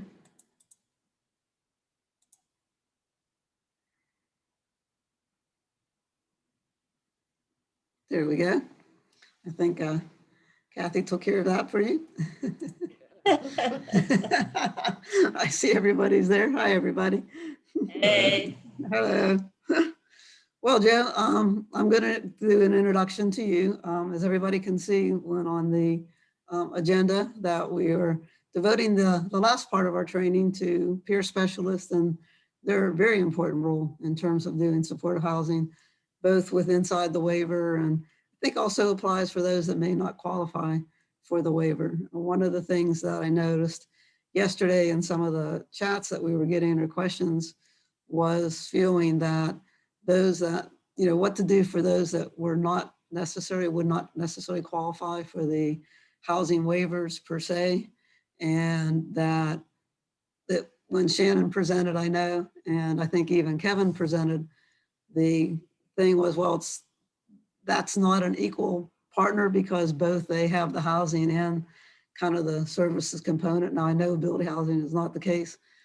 Certainly BOLI is, but I think Joe, you're in a, excuse me, excuse me, all, in a situation where you operate without that capability in the Jacksonville area. Certainly in the Orlando area, you can use the waiving services. So I'm going to let you talk first, and then please introduce the remaining people on your panel as we go. But for everybody that's in the audience, we have Joe Johnson on here on the screen now. He is the clinical director at Ability Housing. He has worked with Shannon, which I think a lot of them saw yesterday. He oversees the peer specialist program. He's got 20 years experience under his belt. He's a master's in clinical mental health counseling and is very, very actively involved in, I think, in a sense, helping Ability Housing develop their service component in terms of the peer specialist and everything. So I really want to welcome aboard. We have very highly skilled people on this part of the training. So hope everybody's going to hang in there with us to end. And again, to remind people, this is being recorded. You will get a chance to follow up if you missed some of it or want to relook at it, and drop your questions in as we go, and we will take them up at the end, unless, Joe, you see some that you want to answer as you go along or feed to both Donald and Barbara. But let that be under your discretion. And we do have other experts on the call that can assist if there's questions specifically maybe to the housing waiver or to Medicaid that you don't feel you can address. And take it away, Joe. I'm sharing our screen now.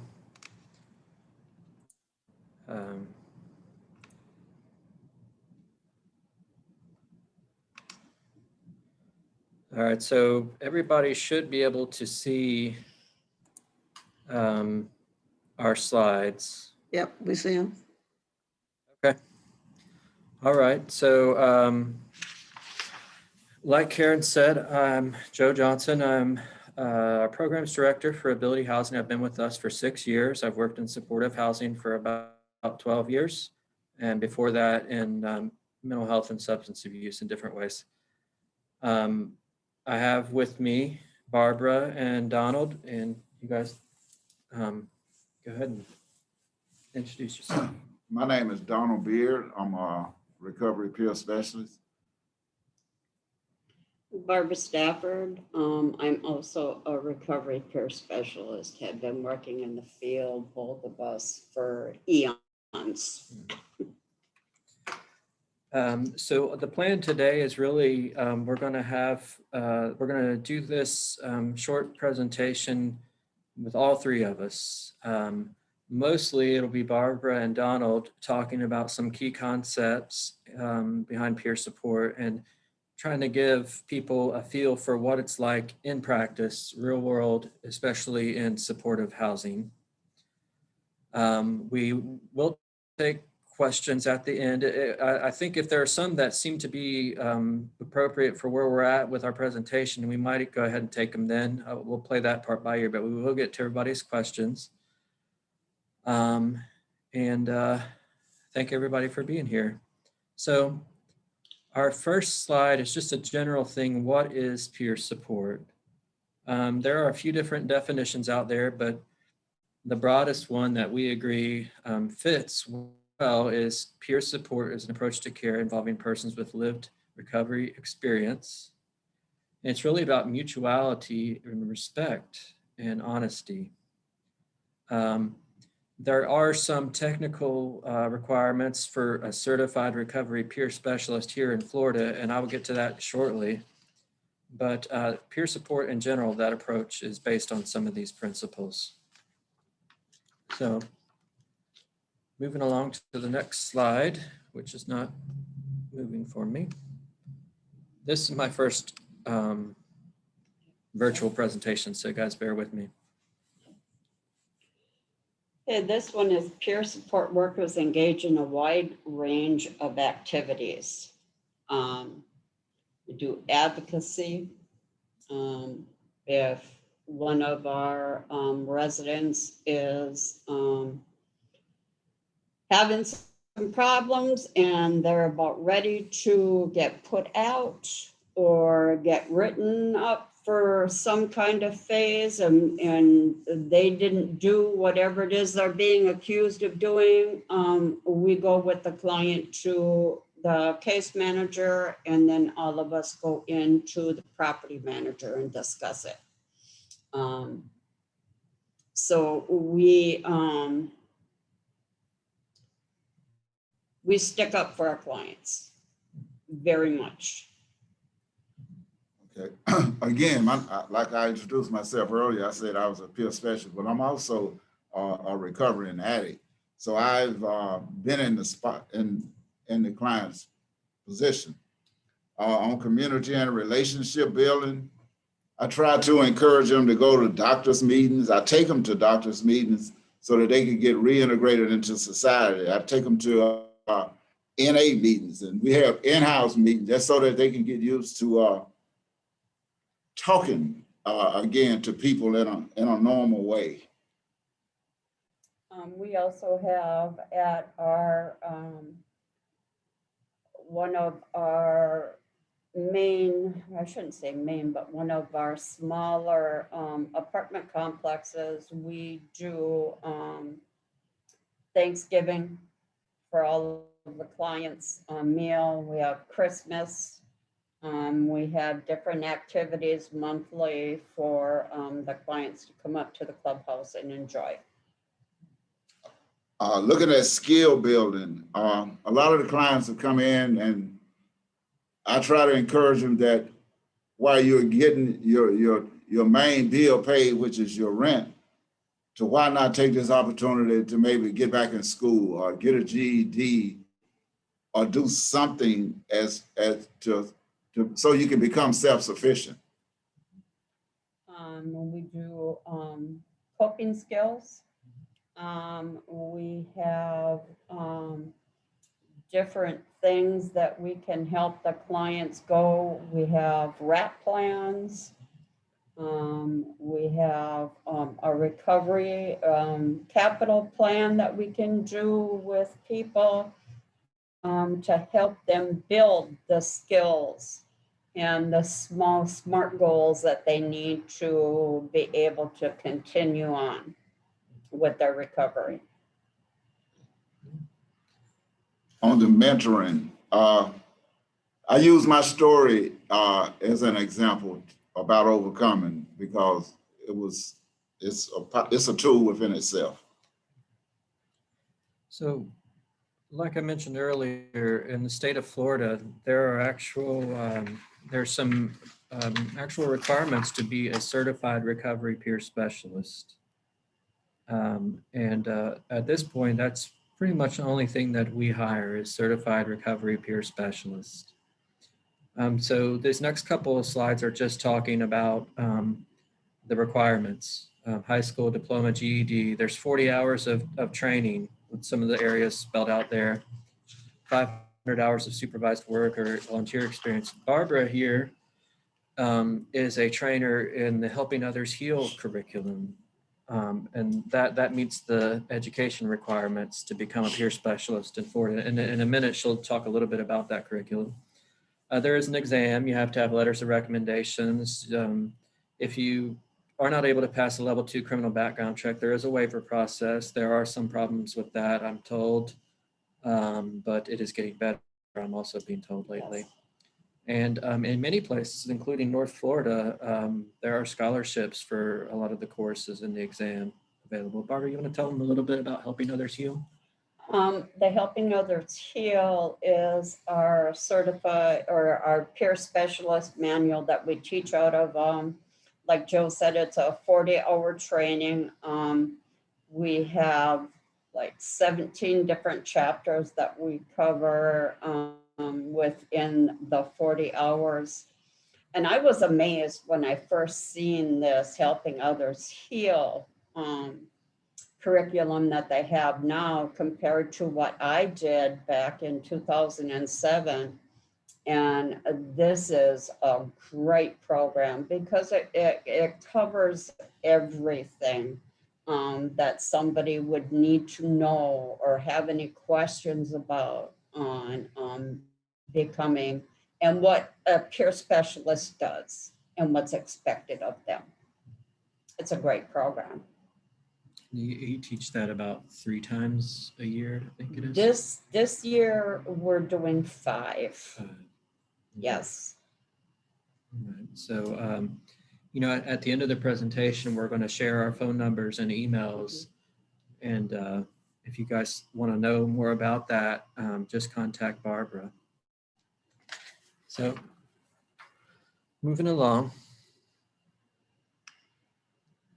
A little bit more about the roles. I know that Barbara and Donald got into it a little bit, but they're going to talk a little more in depth now about what some of the peer support roles. And these next several slides are not meant to be all-inclusive, exhaustive descriptions of peer support. This is really just a short overview of what the peer does, and we're hoping that whatever people would like to know more, they just put it in their question form so Donald and Barbara can elaborate, or if it might involve my perspective as a supervisor without recovery, lived experience of recovery, you know, I can certainly jump in there too.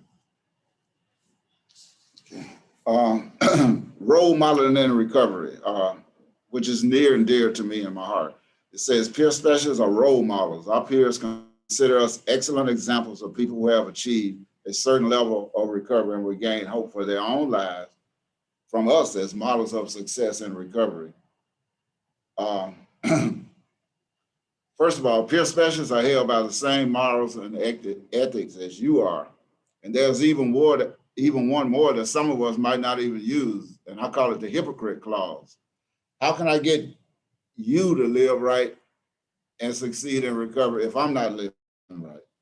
I know when I first became a peer specialist that role modeling was important because most of the population that we serve, which was including myself, have had their dreams and goals destroyed.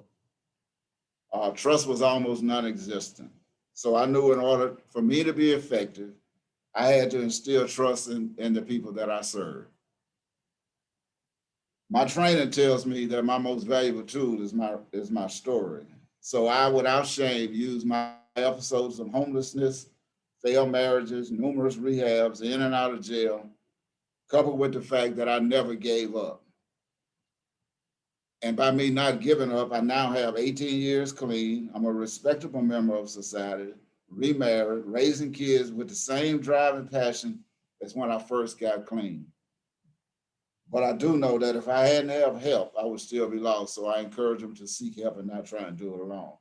That being said, I continue to give what I call EHAGU is how I remember it. I continue to give encouragement, hope, assistance, guidance, and understanding. No matter what shape the individual is in, he could be down on, walking barefoot or anything, but I treat him and I give him encouragement to never give up no matter what. That's all I know. All right. Thank you,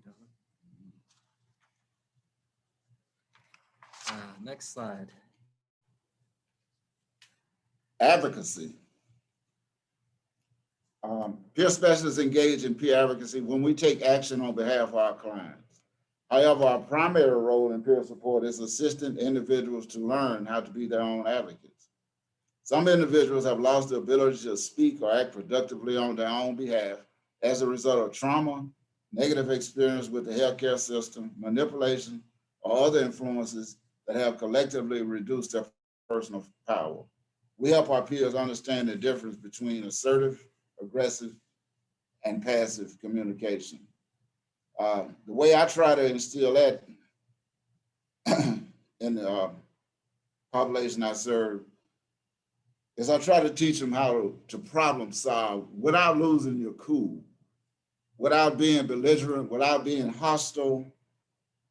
I want to work on, I try to teach them how to overcome obstacles that we've created, our own self, by our failures. And instead of being mad at society, take responsibility for your own mistakes.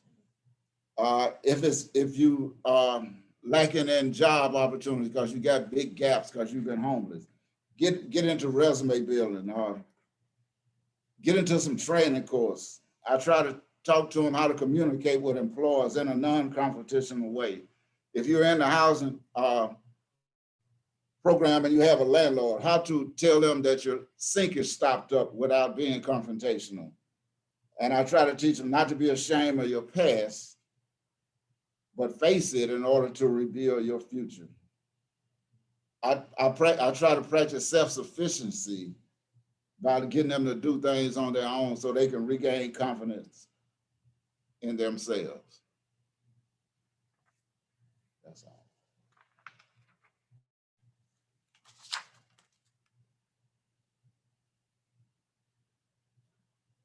Mentoring is a one-on-one relationship in which a recovery peer specialist encourages, motivates, and supports a peer who is seeking to establish or strengthen their recovery. The recovery peer specialist assists peers with tasks such as setting recovery goals, developing recovery action plans, and solving directly related to the recovery, like making new friends, finding new uses of spare time, and having healthy fun. This is one of the part that I was talking about with doing the RAP plan, a wellness action recovery plan, showing them, you know, that things can be better, who they're,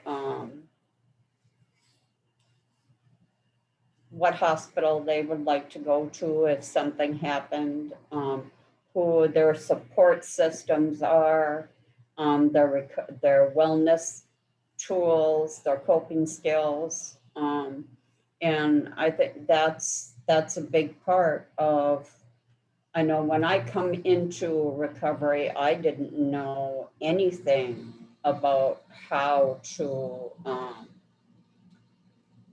be sober, to be able to live again. And if it was not for having somebody there that understood what I was feeling, I don't know what would have happened, because I was going out of my mind, because how am I going to have fun again? You know, is recovery fun?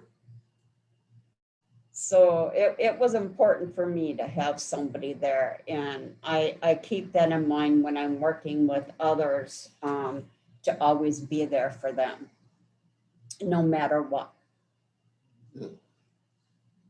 Before I was a peer specialist, I was a person in recovery. So I don't take my peer specialist job as a regular 8 to 4 job. So I let my clients know that you're not alone. And when you get on a spot, don't try to do it alone. Use your network. And if you don't have a network, then we need to get together and try to develop one. I try to answer my phone unless someone is just playing around or something like that. But at any time of the night, even though it's not required, I just answer it because, like I say, I was a person in recovery before I was a peer specialist, and that's a 24-hour job.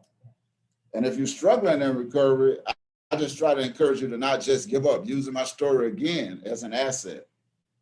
And we work on goal settings. Like I was talking with Joe earlier, if you drank a 12-pack today, drink 10 the next time or something like that. And develop a plan.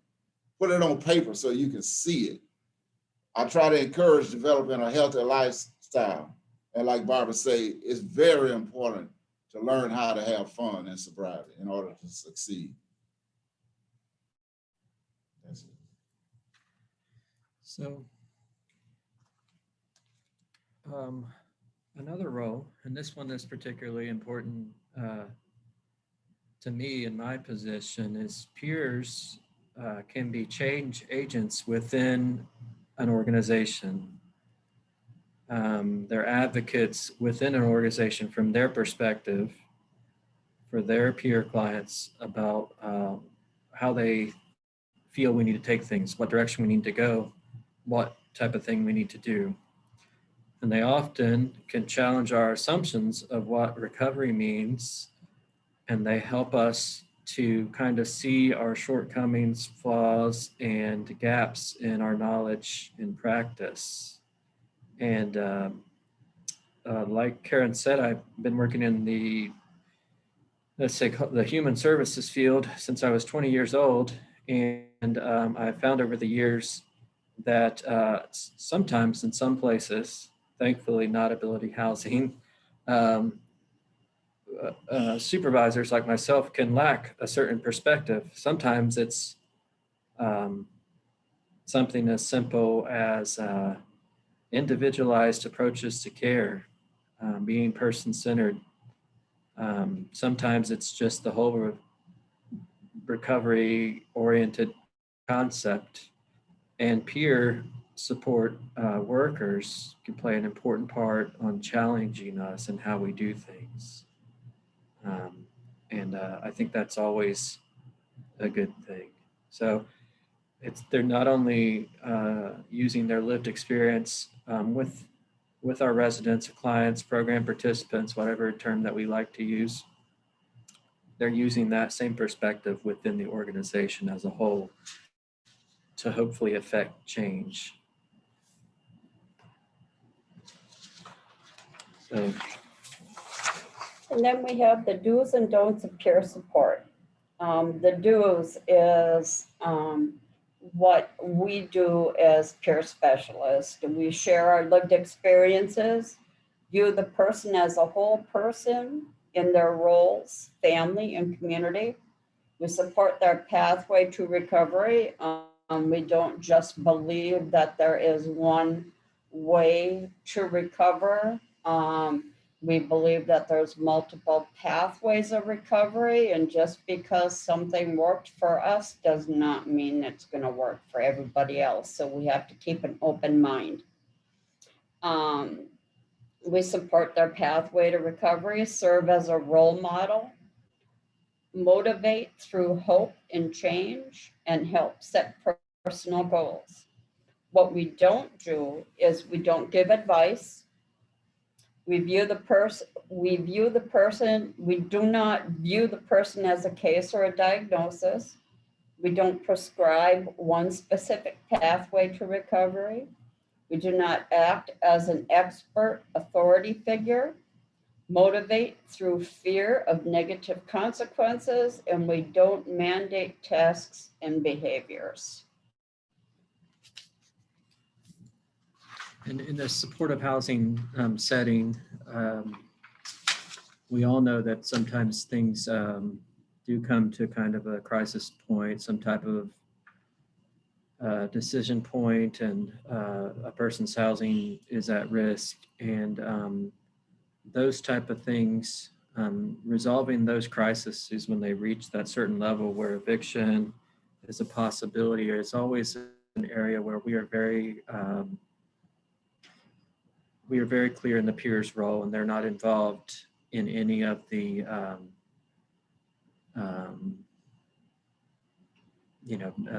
prescribing changes in behavior as far as lease violations, meaning we don't have them involved in resolving some of these conflicts that can happen in supportive housing.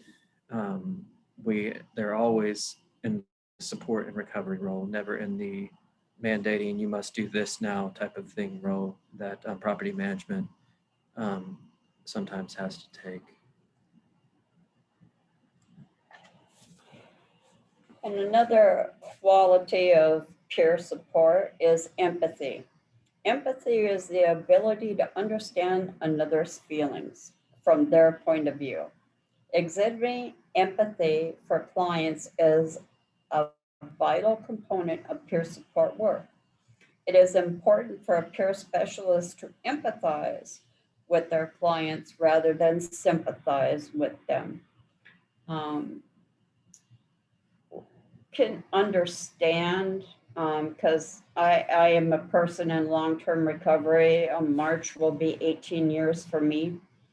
So I can understand what my clients, the peers that I work with are going through with their alcohol or their drug problems. And I can explain to them, you know, how it worked for me, and I can empathize with them.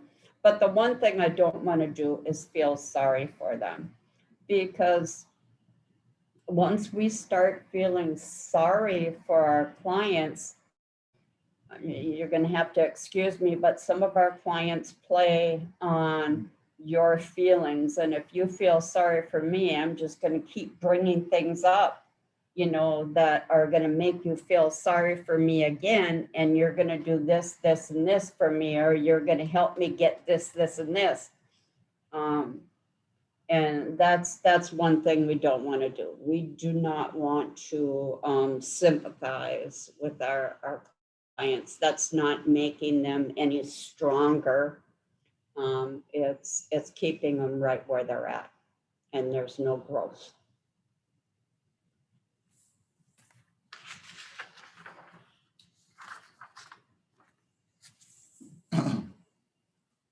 Compassion and kindness. Compassion means showing understanding, a caring sense, exhibiting sensitivity, and a loving response.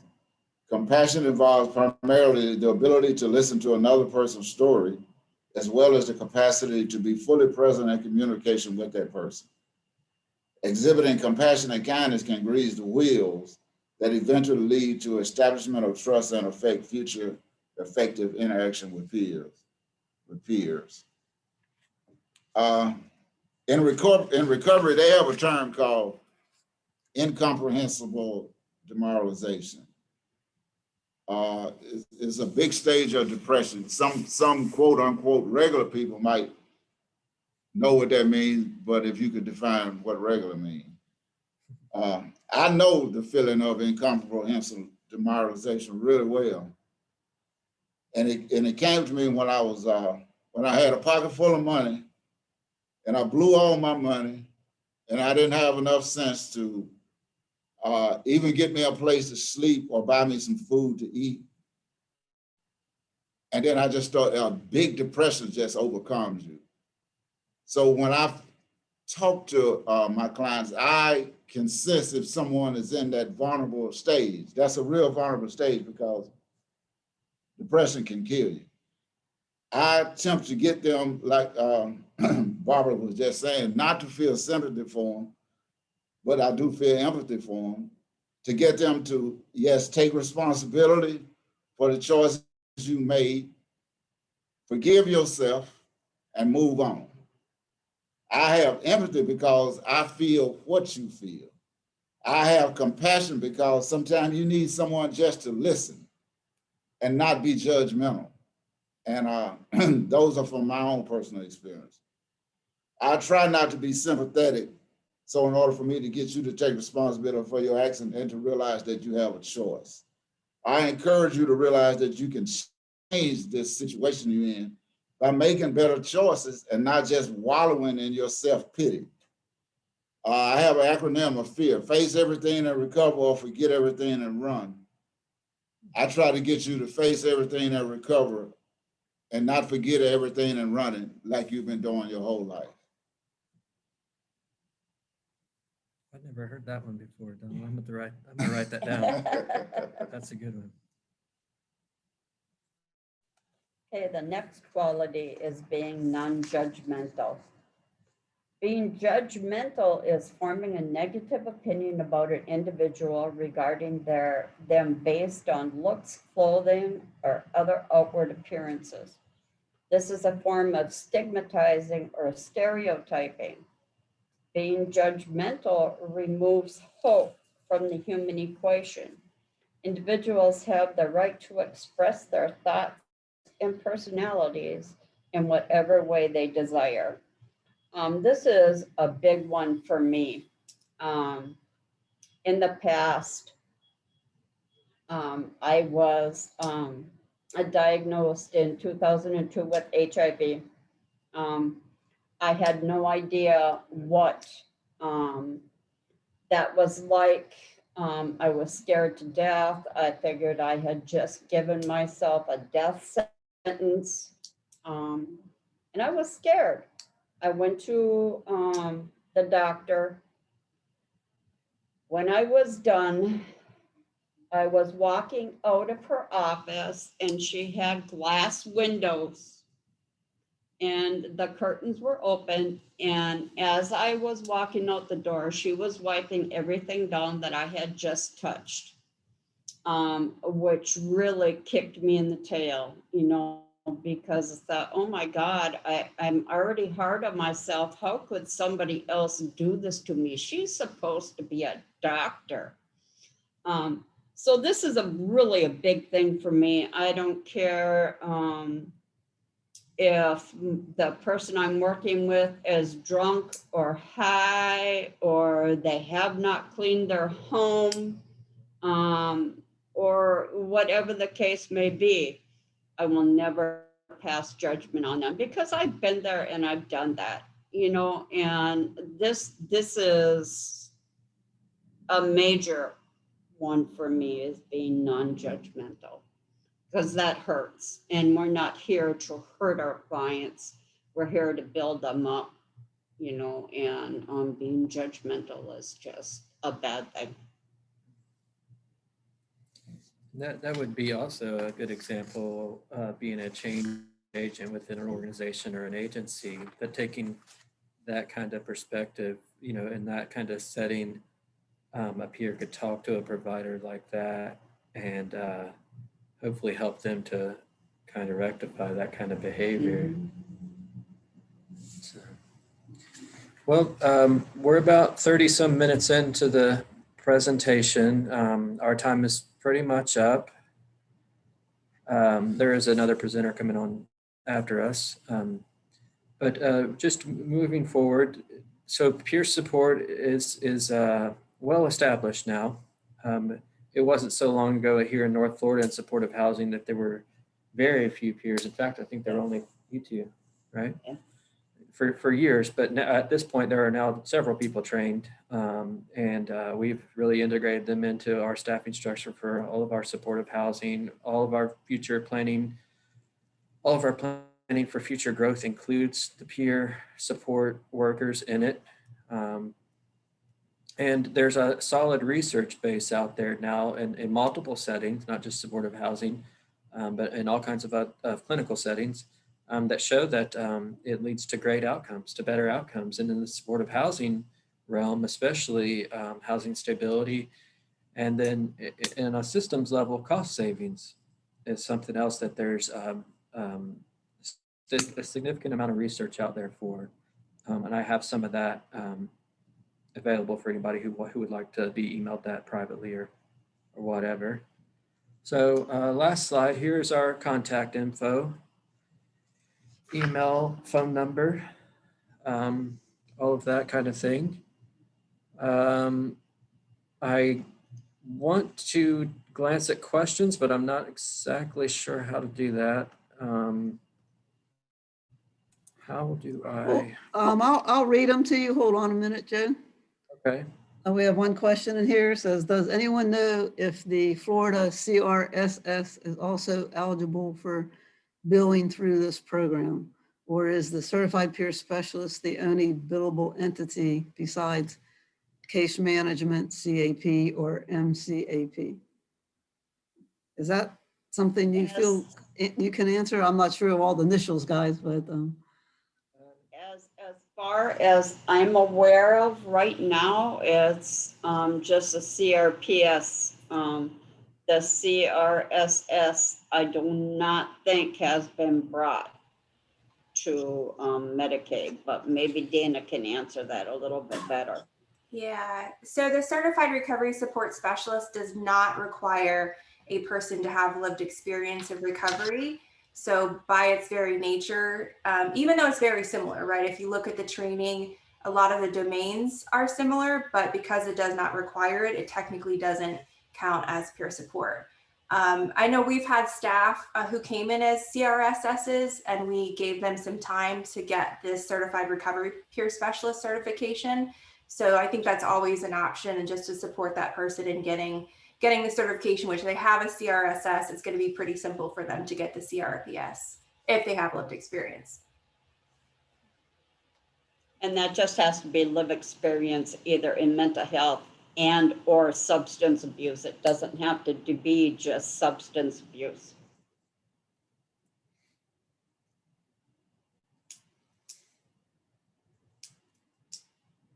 You're on mute there, Dana, but I think your head nodding indicated that she was correct. So I don't see any other questions in the question box, and we still have more time on this subject. So if there are any other ones as we move forward on this, we will. And actually, Dana's kind of queued up. Before I go to Dana, Joe, Barbara or Donald, was there anything else you would like to add to the presentation before we turn it over to Dana? One thing I'd like to add is as a mental health counselor, I realized that many of the things that we shared about the qualities of peer support and some other areas are also things that a mental health counselor should do, and really anybody in any type of clinical setting should do. It's the lived experience component of peer support which really distinguishes them in the role that they're in. That is what they really bring to the table. And my experience is in supportive housing, so it's somewhat limited, but the lived experience and that relationship that can be built off of it is very, very helpful, especially for a certain subsegment of our supportive housing population. And in that sense, that peer support is invaluable and irreplaceable. Well said. I agree with that. I agree with that 100% because just because of my lived experience, I have very good communication with my clients. They feel comfortable, even though I try to get them to listen to someone without lived experience. They say they just don't know the same. Like when I was talking about that incomprehensible demoralization, they feel nobody knows what it's like to feel like that, or nobody knows what it's like to have an urge or to crave something so bad, even though urges and craving can be the same thing as going on a diet and you want a piece of chicken or something like that. So, but lived experience is invaluable tool. I agree. I think Well, I just want to add to that too, because I think, your ability to express yourself and to talk about your history and background and talk about, your lived experience doesn't mean that there aren't other individuals in the organization that are in a similar situation that maybe be acting as mental health counselors or target case management that also have lived experiences, but sometimes are unwilling to include that portion of them in their sort of clinical work with individuals. So sometimes it's a way to allow them to kind of use other individuals that maybe feel more comfortable talking about it if they're concerned that they may, in a sense, lose their job or that their client may not respect them as much. So I think that portion of individuals that are willing to talk about their live experiences is so helpful. And as you're right, I think a lot of times clients, consumers will share things when they think you have a better understanding of what they are experiencing. So really appreciate your time, all of you. It's nice to know you're out there and you're helping people. And thank you, Joe, for bringing everybody together and sharing your time with us. No problem. Thank you, guys. Thank you. Thank you. Thank you. I'm going to put on my screen here, guys.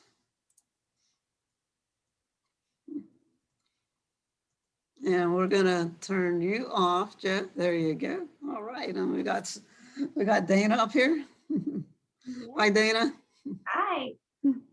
I'm going to do a little introduction. I never actually have read your bio, but I've known you for a long time. So I'm going to tell people about my live experience with you. It goes back many, many years. I remember when I was working with a Florida Council for Community Mental Health, and we did our behavioral healthcare days, and you were willing to come up and speak to the legislature and talk about your experience. And I remember very well, I think you actually did that a couple times. One was on the steps of the old Capitol, and then one time I think we had to move it inside because of the weather, but it was inspiring to me. And that was, I don't even know how many years ago, but we won't bring that up. But that was when I first met you. And then there's been other roles that we've been together when you worked for DCF and now working for Magellan Complete Care. And for those that are on the training, just want to let you know that Dana is, and I hope I get this right, Dana, but she oversees Magellan's peer support program. Yeah. And, okay. And Magellan has been one of the, SMI groups that have kind of, I think, really pushed the peer specialist before a lot of other groups even started thinking about it. And I know Dana has been instrumental in making that program grow and be, I think, really helpful in terms of what Magellan Complete Care does. And I really appreciate, the other plans and you getting involved in this and getting the implementation going with the peer specialist extra, I guess, billing code in there so that we can even grow this even more and more. So really want to let the audience know this is something that we strongly support. I think it's a service that is underutilized by many organizations, and it's a way to help, I think, case managers in a sense when, because I know case management is a tough job and there's not enough of them. And I think sometimes we don't look around and see what else we can do. And I think using peer specialists is definitely one of those avenues to help alleviate some of the extra burden that gets put on case managers.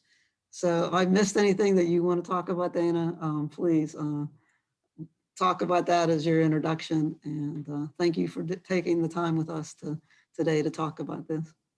Well, thank you, Karen. That was a really great introduction. And I want to make sure people can see my screen, right? I can see it. Good. So I'm just going to cover some of the very basics about peer support as they are part of this pilot. And Joe and Donald and Barbara did an awesome job of explaining really what peer support looks like in the context of a housing program. And as Karen said, I work for MCC as the Director of Recovery and Resiliency Services. So I lead actually an internal team of peer specialists and have for the last 5+ years that work directly with our members, providing peer support. I'm also a certified peer specialist myself. I have been for over 10 years now, starting to feel old, and have a lot of experience in supporting providers and implementing billable peer support services, which quite honestly has not really taken off in the state of Florida. So many of the peer specialist services that are provided are still funded through things like DCF block grant dollars or grants or county funding. So we haven't seen a lot of uptake in terms of providers taking on peer support as a billable Medicaid service. But we're hopeful that this pilot has helped get the word out more. The H0038, which is what I'm going to be talking about, is technically in lieu of service. So that's partially why not all the plans or not all the members on Medicaid have had access in the past. But we have seen several providers take on peer support as part of the pilot, and we're really hopeful to see more because, as Karen said, this is a really important part of the pilot. It's one of the 4 core services as outlined by ACA. And we've seen some incredible differences that peer support can make in the lives of our members. And we know that this is a really important part of making the pilot even more successful than it already is. So, you know, the presenters before did a great job of talking about some of the benefits. I just kind of want to reinforce those a little bit. As I said, we've had an internal peer support program for the last 5+ years, and we have literally seen every one of these outcomes. So we have data that shows that peer support in combination with case management services leads to a bigger reduction in ER utilization, a bigger reduction in admissions and readmissions and total cost of care. And that's happening because members are starting to get engaged in their lives, which is really important, right? And that's what peer support totally focuses on. So we are 100% focused on the members' goals. And reality is that when you're in other positions, case management, therapy, doctors, yes, you're focused on the members' goals, but you also have things that you have to do, right? That are agency goals or requirements. And the nice thing about peer support is it's just, again, 100% focused on the member, getting them engaged in their life, their dreams, their goals, which empowers them that, you know, more likely to engage in outpatient services, which reduces that higher end service utilization and overall quality of life. So in terms of impacting social determinants of health, like housing, employment, we've seen peer support have a great impact on that. And we're already seeing that as part of the pilot outcomes. And as the other presenters already noted, that value of experience, you know, that you don't know what it's like. I know from my own experience, I'm one of the first people in the state who can really credit peer support to being the reason that I'm part of in this recovery journey. So I was in traditional services for several years, very high, you know, end services. So I would have been considered, you know, I was on Medicaid, a high utilizer, and it took working with a peer specialist for me to finally grasp on to that hope that I could have a future and a life for myself. And it was because of that peer support relationship that I started to get engaged in my life and was able to move past a lot of barriers, and now obviously in full-time employment in a leadership role. So and I really credit peer support to starting me on that recovery journey. And the others talked about really systems recovery as well, how peer specialists are change agents. So we are also living proof to other staff that recovery is possible. And I know sometimes working with folks in sort of the deeper end services, that sometimes it can be difficult to sort of envision a life other than what folks are experiencing, especially if they've been unhoused for quite some time, or, you know, have some diagnoses or challenges that just kind of are compounding and really working against somebody. But having somebody on your team who is the living example that recovery is possible despite the diagnosis, despite the situation, despite the barriers, it's a really, really powerful thing for staff. And we've seen that even inside our own company, just the change that happens when we start to share our stories and how that opens up. As others said, yes, there's other people on the team who have this lived experience, but it's not something that is talked about or used in treatment or in the recovery process. So it really does make a big difference. So I'm going to talk a little bit about, just share with you what is the actual guidance on the service H003. I'm going to stick to the script because I don't want to make anything up here.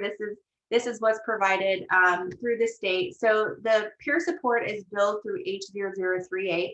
Again, that's in lieu of service. I believe most health plans at this point have provided the opportunities for providers to bill for that service.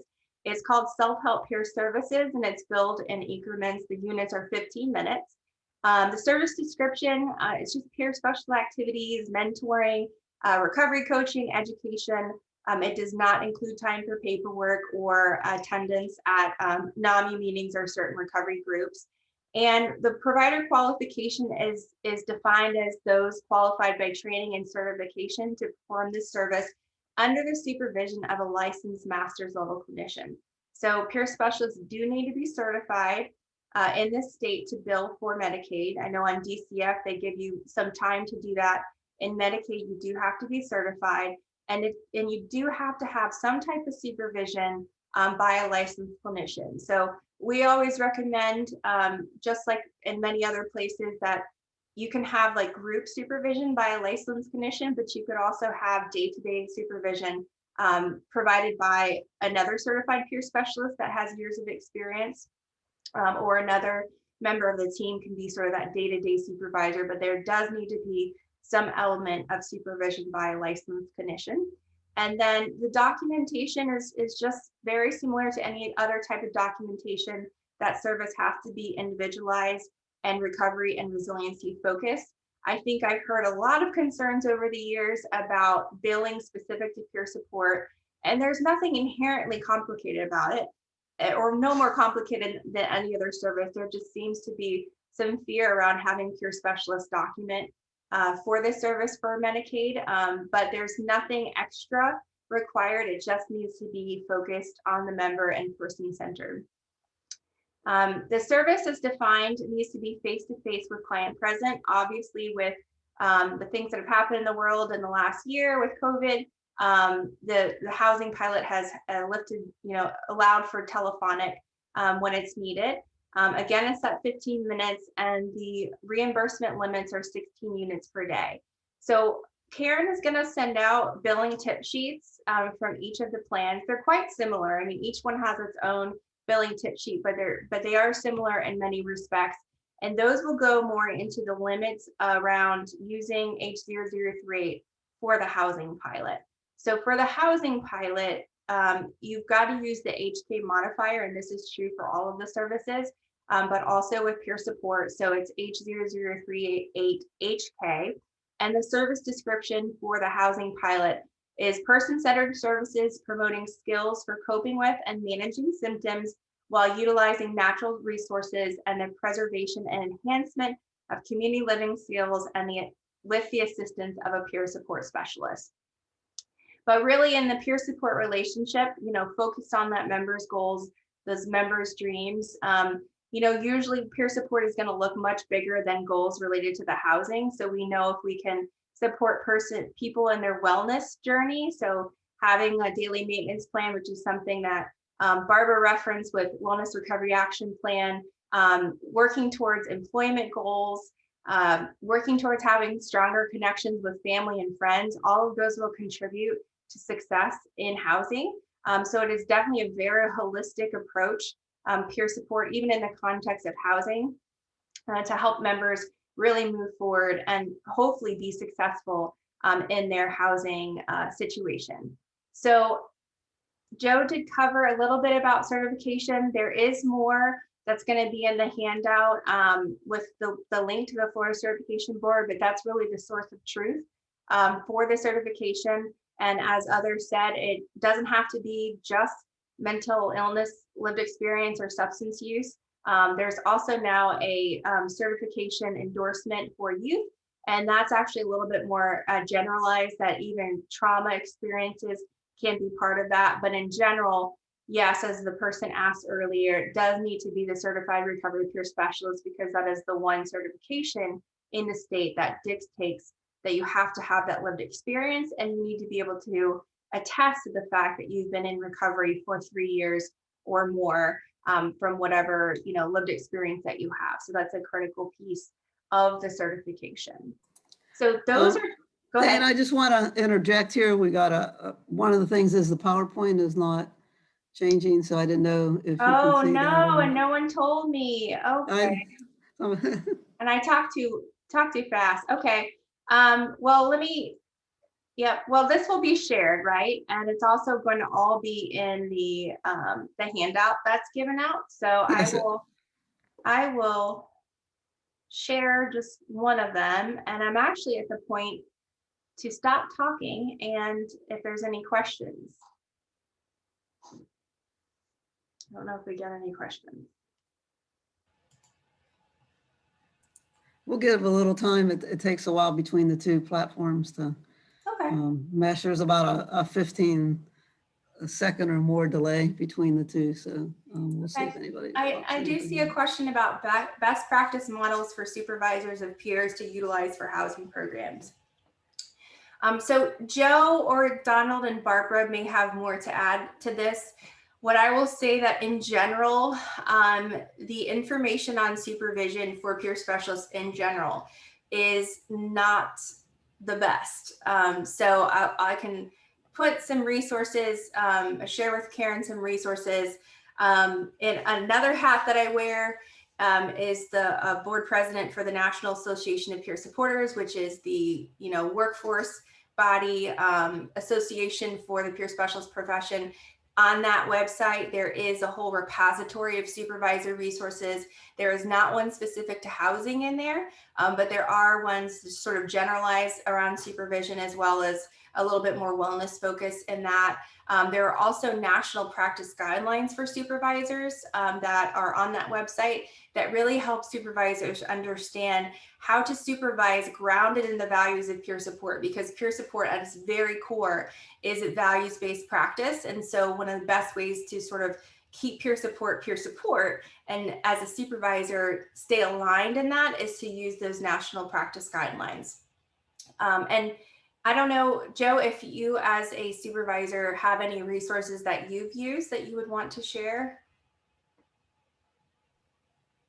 No, I would basically just kind of second what you're saying. I search from time to time to see if there are any supervision guides specific to supportive housing.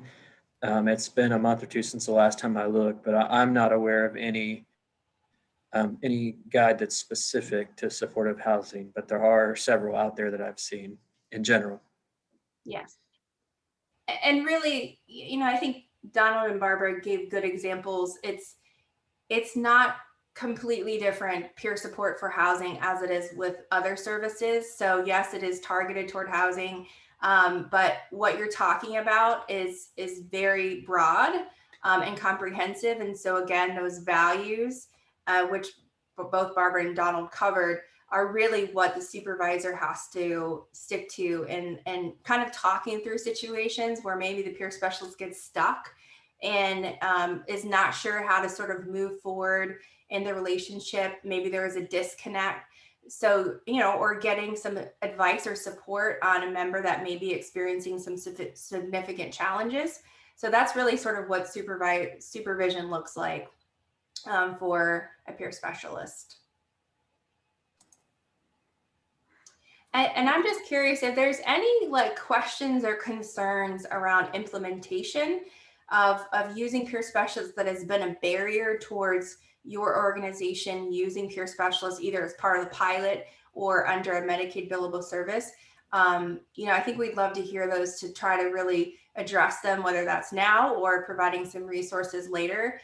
Because again, we're not seeing a huge amount of providers take on this service for Medicaid. There's a question in there. Yep. So I see a question: face-to-face with client present, but this can be a group setting. Am I correct?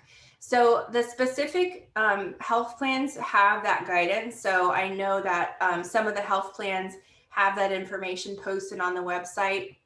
I know for MCC, we do allow for groups, and there's actually a modifier that you use for that. So I would definitely check with the individual health plan that you're contracted with to get more information. But yes, it can definitely be used in a group setting as long as you follow sort of the requirements that the health plan has set out in terms of modifiers and limits and rates and things like that. All right, I think that's the only other question that I see at this time. Okay.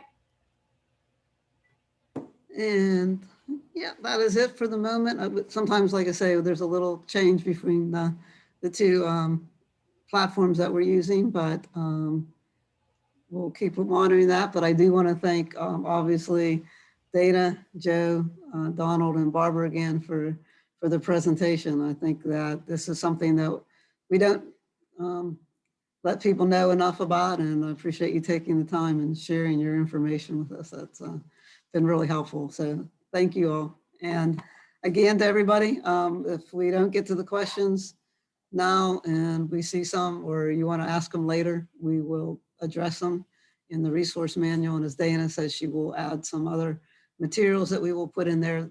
That was one of the reasons why we've kind of waited to complete the resource manual, was to see what other things may come up that we could put in there for you. So my goal is to have it done next week. So Dana, if you could pass that along, and certainly Joe, if there's anything, and any of our presenters, if there's things that you would like to include in the resource manual that goes beyond your PowerPoints, please please send them on. All righty. Well, I'm going to do a wrap up. Hold on a second. Yeah, let's get through.